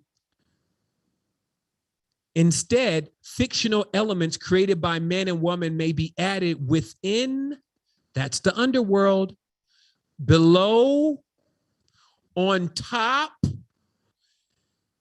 of the water, in the air. So all of that can be claimed if it can be measured. So there's still more. There's more of a clause here. So this was literally a loophole in the law. So if you claim that basically that you're from a space that can't be claimed, then that's where you reside. But if you are like, well, I'm in America, or I'm in Texas, or I'm in John Smith's apartment building, or any of that, because that's like, let's say your apartment is in the air, built on top of the earth, it can be claimed. So that's how they stake their claims. It's through fiction. So Canon 5579, there are essentially three systems and layers used to create the fabric of the sovereign terrain, being geography, topography, and demography. Okay, geography is used of the fictional standards of measurements to survey the physical structures of a particular region. And topography is used as a fictional language and culture to name and place and define by certain geography. Demography is the use of the fictional measures and registers of the numbers to count and label people. Political and administrative divisions and their activities according to the particular topography of that place, okay? So it's like, remember as I explained, like, so this ball in the middle of the air right here, because we're moving through hyperdimensional space, has literally moved through every space. So it's not really here. It's gone already.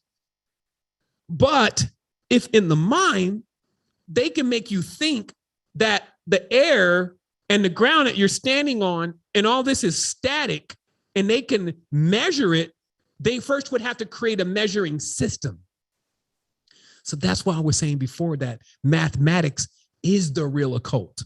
That's why you can look at trigonometry and calculus, and if you don't know that stuff, it doesn't make any sense to you because it's another language, and it's a language used to carve out geography, topography, and demography. And that's why you see God with the measuring. And that's why I was explaining before, I don't remember what book it was in specifically, but it was talking about how the Nephilim, or in this case, probably the Rephaim, divided the earth amongst themselves. But it was a hidden pun. It was a meaning that they actually started bringing in these systems of measurement, like the cubic. And that's why I was saying before that it's very difficult for everybody to agree on what the same system of measurement is going to be on the other side of the world. Measurements are basically come up with out of thin air. All of this stuff is a fiction. It's come up with out of thin air. And people start using it And because they start using it, they don't understand that it's actually a part of the Salic priesthood. Because the Salic priesthood is the ones that actually created these symbols, which are basically the measurements that are used to bind the land. Okay, so let's keep reading here. I see that one of my slides seems to be missing because I just thought of something. Give me one quick second.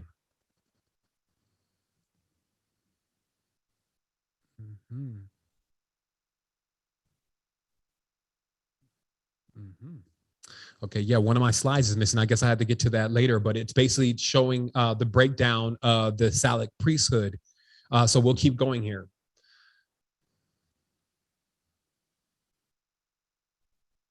Okay, so we're gonna speed through this. We're almost done here.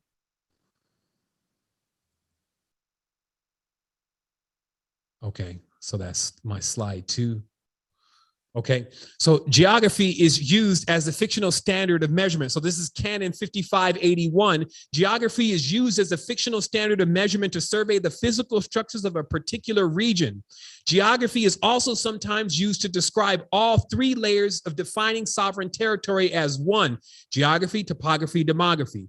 The word geography comes from the ancient Greek geographia, geo meaning earth, and grapho meaning to carve, to draw, to sketch, or to write, right? So it's like a tattoo.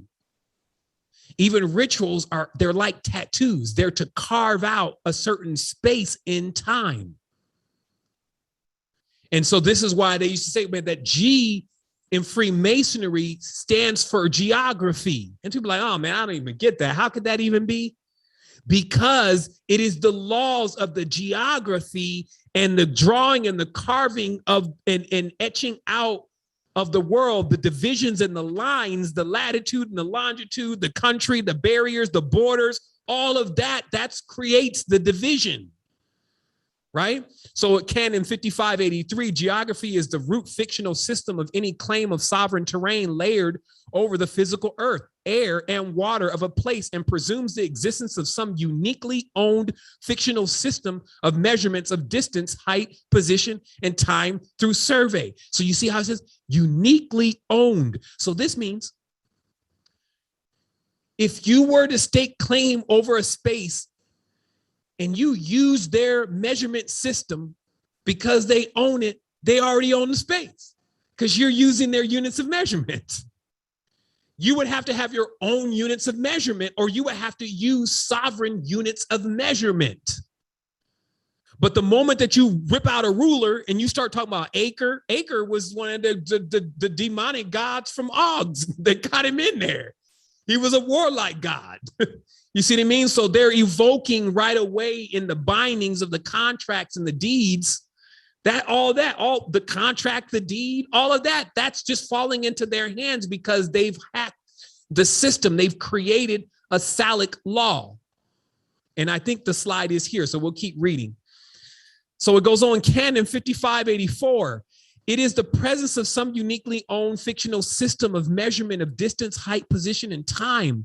The physical process of survey and then reflection of such survey on maps that produce geography.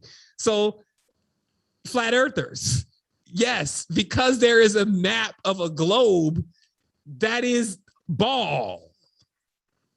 You get it? It's like it changes the concept. A new world is to change the concept of what the world looks like. And so when you can introduce this survey of maps and geography and people start agreeing, that's where things are. Meanwhile, we're in hyperspace. It makes things static, and that becomes fixed, and that stone then becomes the stone that they build on, okay? But that stone is kind of like first in your consciousness because you even believe that they have this kind of power and right, but you bear witness to it every time that you use it, right? So Canon 5585, by ancient custom and tradition since the first millennium BCE in accordance with the Holy Terra law, the physical process of survey required to derive a valid geography requires that official visitation of a place by an agent or a representative of the sovereign under the seal, such that the act of visitation and the definition of the geography is undertaken as if the sovereign did perform the act themselves. Simply put, this is why they send the Pope around every 7 years to territories to claim the territory, because he is the agent of Baal, acting as Baal, who is a sovereign. So this word sovereign also does not denote whether the person is good or bad. It is how they deal with the law. Canon 5586, by ancient custom and tradition since the first millennium BCE, in accordance with the Holy Terra law, the commencement of a geographic survey by an official agent or representative of the sovereign requires a point of being, a point of beginning, usually a historic marker, a flag, or a monument representing the first and primary claim of the sovereign. Permanent markers, posts, or monuments are then placed at certain distances and locations around the point of beginning to both validate the claim on that land and has been certified to enable accurate measurements. Okay, that's Stonehenge. That's any monument that measures time, which is measuring space, that has been brought into a place that is now, it's basically drawing out the boundaries of that place inside of that monument.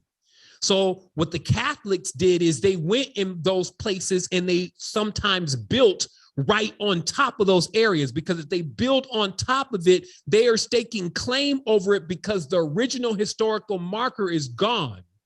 But in the event that someone is aware of what that historical marker was underneath it, that they can take claim of that on a sovereign level for their ancestors. So if your ancestors built a megalith somewhere that was recording space and time, and now that has been built over or demolished, and there's now a new hotel over that, still spiritually or metaphysically in sovereign law, if the original owner of that land was like, well, that's the ancient monument of Ixtar or whatever, then that takes precedence over what is there at that point. But it is through the usurping of systems such as the eldest always inherits the land. When the elder no longer inherits the land can fall into the hand of anyone. And that's what happens over history, is that when someone died in war, shit, they would just come and take the land. And then pretty soon, all of the land was being owned by the people who were the rulers of the land. So they only give out deeds to the lands that they own. It was like in California when, real estate was going exceptionally well, but I was into this deeper level of real estate. And this guy came to me and he was like, hey, I really want to buy this whole subdivision. And because it had like a, what do you call that? Strip mall, right? And he was like, can you, because this was in the portfolio. So he was like, can you make sure though that the land under the ground isn't sold? And I was like, that's not even possible. You can't sell the land on under the ground. And this guy was like, son, I can tell that you're new. Do me a favor, go down to the county and check. And sure enough, the land 30 feet below was already sold to Chinese corporations inside of the U.S.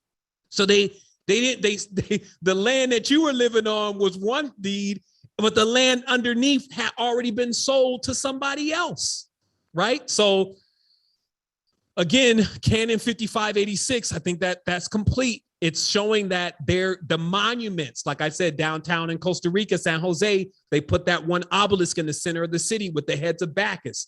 Then they got the Kronos Hotel. They got the Gold Museum. They taken all the fetishes from the land and the monuments, and they put them in the museums. And then the things that were there, or the places that those things were, they put their seminaries and institutions and all that. Then they stake claim over that space and everything it generates, even the children. That's what even the military contract says they own your children as long as you're under the term of the contract of the military. The child is military property. So this is how these laws work. And, it goes on, nobody knowing what's going on. wondering why all these bad things happening to me. Why do all these bad things keep happening? It feels like I'm jinxed or cursed. Canon 5581, geography is the use of a fictional standards of measurements to survey the physical structure of the particular land. Okay, yep. Geography is also sometimes used to describe all three layers of defining the sovereign terrain as one: geography, topography, and demography. Canon 5582, the word geography comes from, okay, so we read this. Okay, we read this. We got one more here. I got one more. Geography 5581, 5576, 5599. There we go. I knew there was one more. It's like, okay, all right, we ain't looping here, are we? Okay, Canon 5599. Excuse me, I think I was actually reading on my screen. The 3-hour fatigue is setting in now. Okay, we're winding it in now. Okay, so 55. I just have a separate one that I'm reading here. Here we go. Okay. 5599, demography. Okay. Demos, right? Democracy is the use of fictional measures, registers, numberings, peoples, characteristics, and infrastructure to define political and administrative divisions and their activities according to particular topography of a place. Okay. So that's the definition of demography. The word demography comes from the ancient word demographia, from demos, meaning people. People means demos. So the word demon must be referring to people, meaning cow, chattel, right? Meaning people, and grapho meaning draw, carve, sketch, or write. So this is to draw, carve, sketch, or write, or tattoo people. Canon 5601, similar to geography and topography, demography involves the act of survey by an agent or representative as a sovereign. However, unlike geography and topography, demographic surveying is usually centered on the collection of information into a ledger, which then encloses those items from being resurveyed by original claim of title. Okay, Canon 5602, this has to do with people. The concept of collecting information into a ledger as being, let me put this up here, 1 second.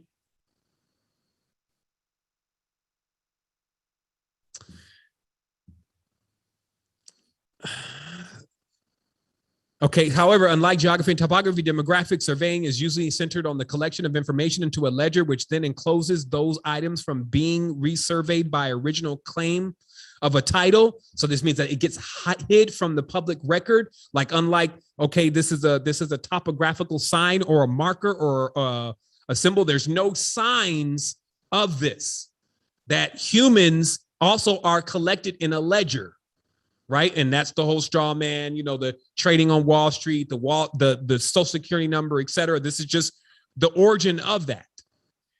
The physical survey was first invented by the Romans through the concept of a census. Right. So this is why they count the census through the land. They're not counting that just to know how many people they are. They're counting that to put the people inside of a ledger so that they can stake claim over them in demography.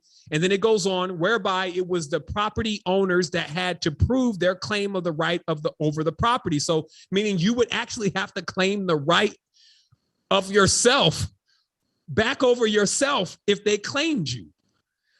That's what we talked about when something is lost at sea for 7 years. Like, you're basically come in, you're on the dock, you're born from this doctor, then the certificate is created.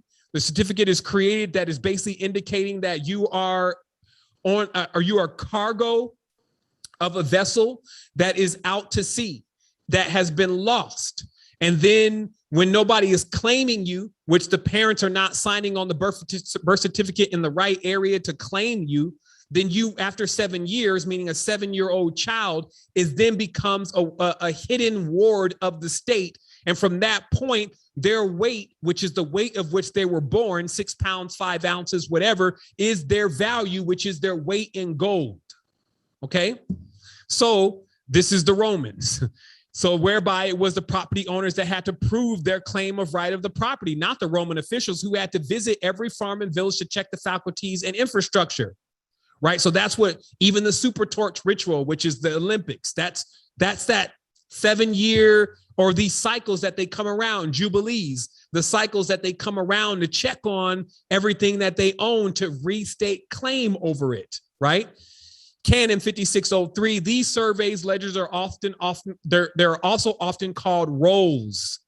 And the first such demographic surveys often focus on the ownership of slaves of the land. His Majesty as seen in the rolls. Totally different book, different authors, different segment of time. So, as we mentioned before, and it's a great space to close this part of the segment, because there's, of course, more to this. We're laying the groundwork of sovereignty to understand what exactly is going on and why it's been thousands of years of people fumbling around occultism, acting like they know what they're talking about, when in actuality, they're most likely serving an entity that does not have their interest in mind. And they will argue with you about this. They will kick and scream about this. They will protect this because more than likely they may be under a contract with the ghost, which again is the thing that breathes life into them. That's why they can be so troll-like, so clone-like at times, being mindless inside of some of these traditions because their mind is gone. And what we're here to do is to restore that rightful property and ownership back to them, right? To have your own sane consciousness. I will say in conclusion, by definition, just to remember, it's the mind.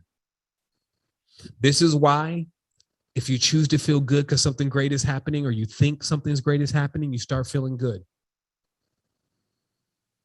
The mind has an extreme amount of power because of its sovereignty and its ability to think outside of the box, to remove yourself from this Merkaba prison with all these colors, all these races, red team versus blue team. I trust that this evening you understand when we're talking about nullifying some of these rituals and banishing some of these rituals that have been done, how we have to bring in the real aspects of what's going on, or it will never take place. There's a lot of factions right now talking about how freedom, using this term, is what everybody needs. At one moment, all of us got to sit down for the mentorship and the tutelage of the universe's university to teach us what the hell we're even doing. And to use common sense is going to be your best tool in all of this. Common sense. You see everybody doing something, that doesn't work. Because if it did, everybody would be fine. Move in mysterious ways. Look between the lines. As they say, the devil's in the detail. These are the details. Law is very meticulous. This is sovereign law. So as we go forward in sovereignty mentorship, we're going to continue. I believe personally, this series is going to be the reason why this is called sovereignty mentorship. We're always in the future, but it's a real thing that I see all of it. And there was so much. I was like, okay, well, we got to figure out like, what are we going to get through? Because it's about a 3-hour build already. And this was the beginning and the entry of the awareness of self. So I just wanted to say to everybody here, wholeness and balanced vibrations, as we continue to go through this expansion of awareness of ourselves, it's just remaining steadfast and true and consistent. There's a lot going on right now. As I mentioned, the conscious community, or so-called conscious and subconscious community. That's what I term. Subconscious community is like a soap opera at this point. I think Brother Polite is up to bat next. And then it's all that consumption of time and energy. And then the big thing, which is you, gets ignored every time. Every single time, everything else gets paid, but you. You're looking for income, right? But it really should be outcome. You're putting in all this work. You're toiling inside of this garden. You're planting even your seeds here. You're not aware of where you're planting these seeds and what's going on with your ideas and your power. You can see how all this thing is designed, and it goes on without even a hitch. They say, well, it went on without a hitch. Nobody even knows what's really going on. It's a secret. And the people who even find out a little bit, they want to join. I want to be the Illuminati. They join before they even hear all the stipulations. And then they end up shipwrecked because the entity is a jealous entity. It will never let anything ever be at the same level. So you can't be a sovereign serving any of these masters. You can't be a sovereign in a part of a secret society. You gave up your sovereignty with all of that. That's why you have to disavow. You have to remove yourself from all of that. You have to be able to call it like it really is, because when you don't, you're messing up your own discernment. Like I be watching people all the time. They be like, somebody was quoting the Pope the other day, like one of the old popes, Prince Assisi or Assisi of Rome or whatever, that he was talking about. Listen to this. He writes, surely God will work through others if God has worked through me. Prince Assisi. And you know, they're taking this or Saint whatever from Assisi or whatever. And it's like, this is your hero. This is who you want to place your faith. So that's what we're into here in this world right now, is that people are blind to what's really going on behind the scenes. But this is opening the eyes. So I trust that this level of awareness will serve you and to give you what you need in order to continue to prosper and to, again, see clearly what's happening in this space, in this time, and in this reality, in order for you and your family, your DNA, your nation, your tribe, your ilk, your creed. You know, after we say enough words, we should encompass all of us, that we can really prosper, that we can really thrive, that we can really bring in our innovations, that we can really bring in our creativity, that we can give to the world our uniqueness without worrying about it being desolated, right? So that's what I have to say. So I'm gonna hit these lines. Actually, you know what? Let's go ahead and ride out as we always do around this time. We will come in next Friday with the next segment. Not sure about YouTube, but we'll see what happens. I definitely want to do my best, but I'm also very mindful of the space. I know there's only a certain amount of this energy that the public spaces can handle at times, but we're going to keep going through this. We're going to keep expanding. We already are doing our thing. So meaning that this is not like something we're like, hopefully we can accomplish this with our paperwork. You don't know this kind of stuff unless you've been able to accomplish it already. And I will tell you, if you're here today, there's something about you. It's just something about you. I already know who I am. And by resonance, that gives me an idea of who you are. And if you're here today in this space and you got this message, man, them ancestors, now all these ancestors is wicked.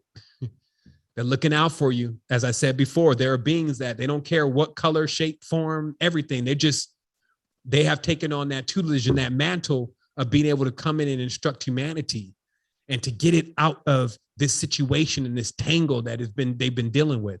And that's why, you know, I give thanks. To be in a position to give is an extremely powerful position. Some are always looking to receive, but when you're in the position to give, that means you got it. So keep it going. Don't get stagnant. Don't be like, oh, this is my secret. Keep these secrets for me. Disclose all. Free the people truly. Wholeness. Wholeness. Powerful bill, fam. Wholeness. There it is. Thank you so much, tribe.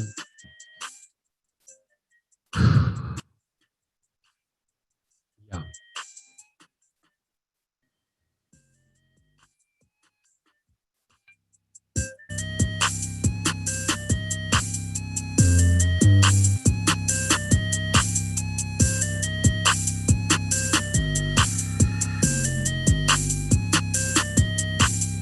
Our purpose.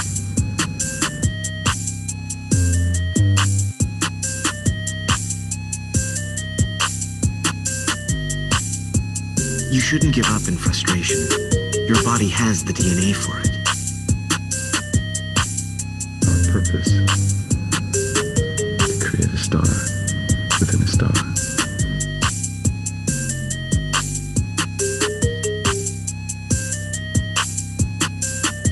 Well, then why can't we see it?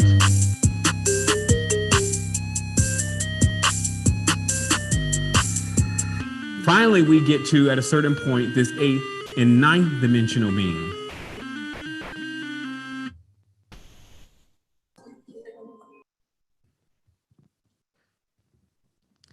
All right, y'all, I'm gonna go ahead and leave it open for those who want to say their wholeness and send tidings across the space. Thank you so much for your presence. I'm muting the mics. I'm gonna go jump over here on the YouTube side, send love to all the family there. It's been extremely Wholeness. Thank you. Wholeness. Wholeness. Toda, gracias. Wholeness, fam. Gracias. Wholeness, family. Gracias. Love to everyone. Wholeness. Wholeness. Wholeness, family. Wholeness. Wholeness. Everybody. Wholeness. Wholeness. Always worth every moment. Yeah, wholeness tribe. Y'all have a good night. Wholeness, family. Wholeness. Wholeness. Much love to you. And balanced vibrations. Oh. Does anybody ever just like hang out and chat on Fridays, like tribe vibe, like what's up?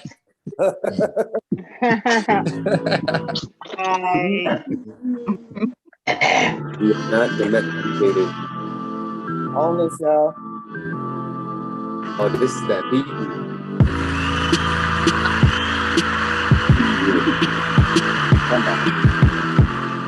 Your awareness may be powerful enough to control your instincts. Your instinct will be to remove your hand from the box.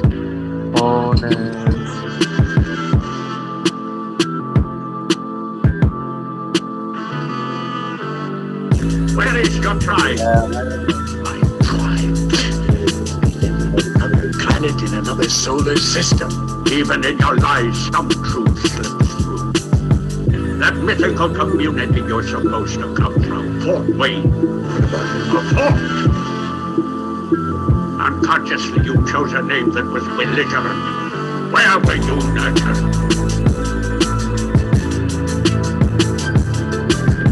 Your awareness may be powerful enough to control your instincts. Your instinct will be to remove your hand from the box.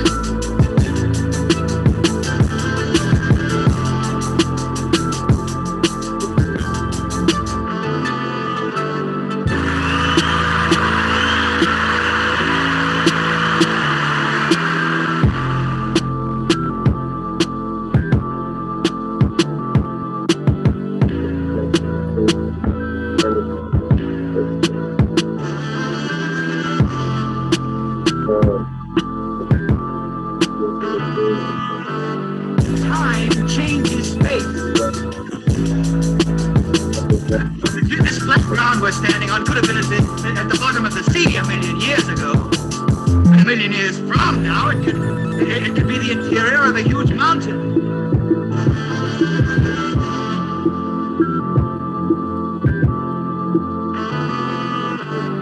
Time changes space.